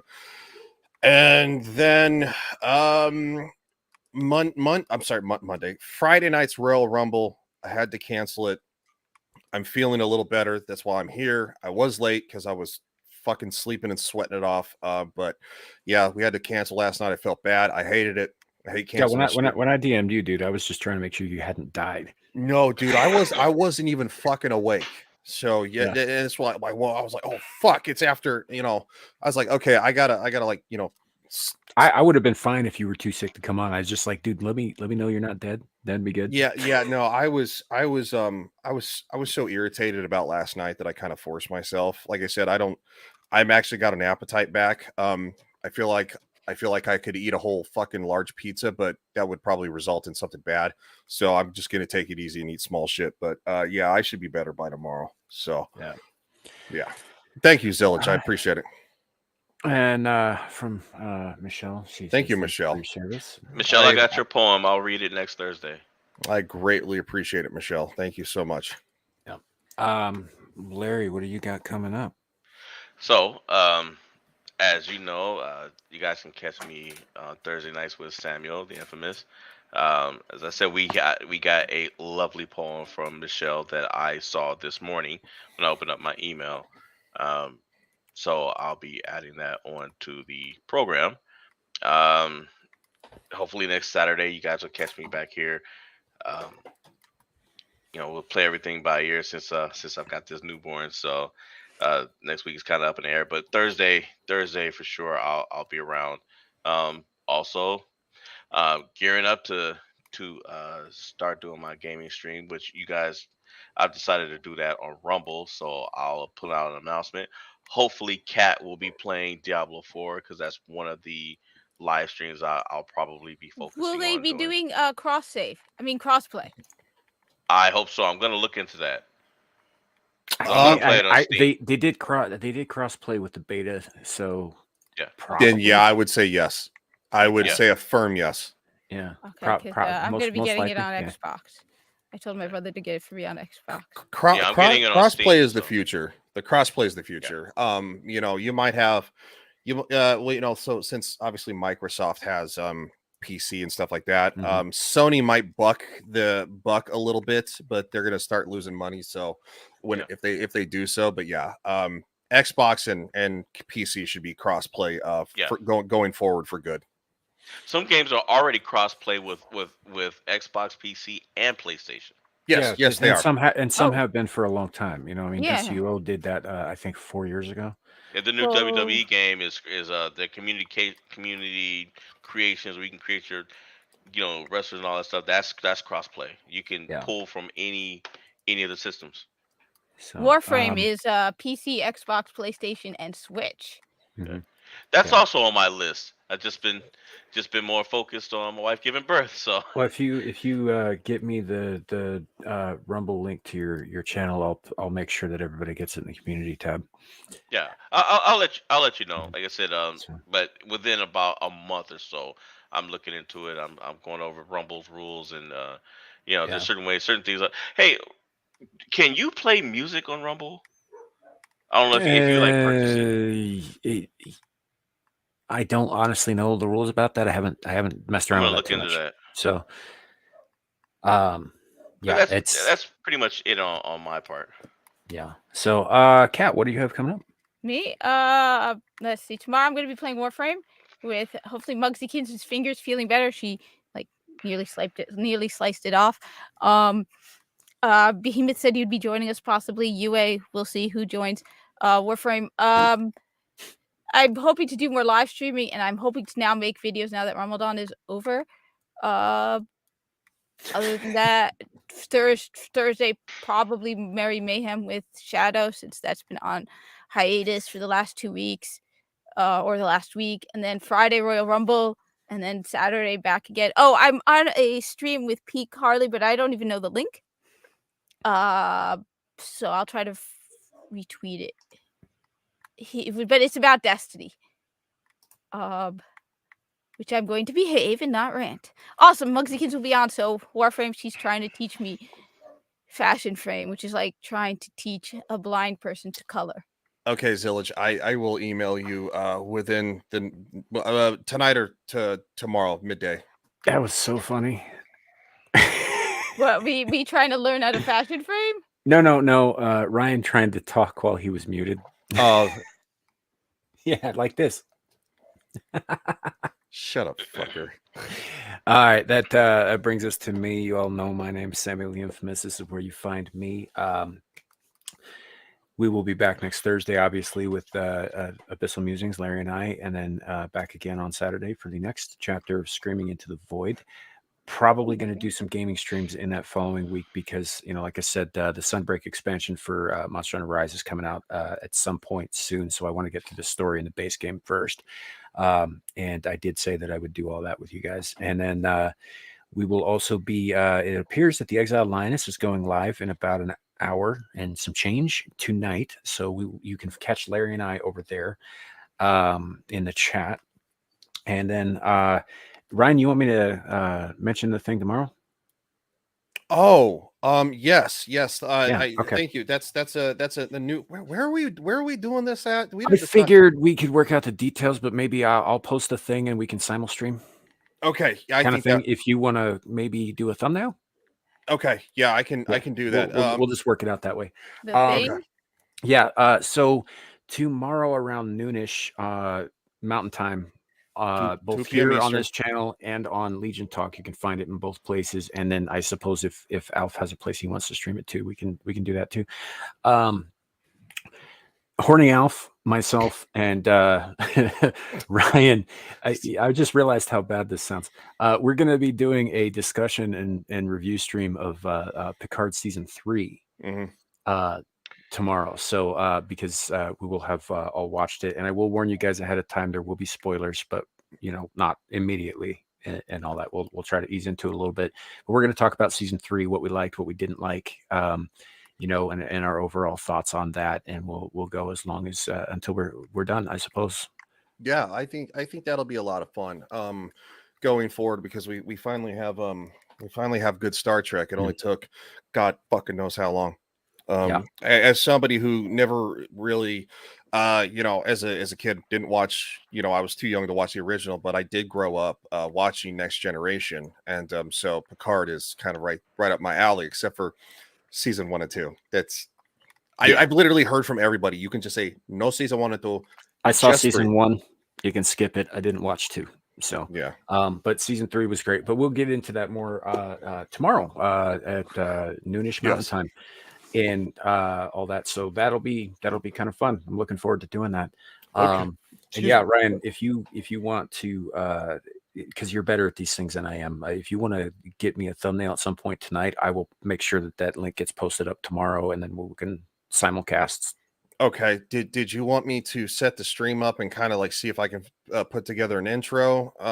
And I can like meet, or what were you thinking on that? You know, we I hadn't can really discuss thought it that far ahead, but yeah, we can. Okay, we can discuss it behind the scenes real quick. Yeah. All right. So that said, anybody else got any parting words before we take out? Mm-mm. It could be worse. It could be raining flaming cobras. Thank you, Kat.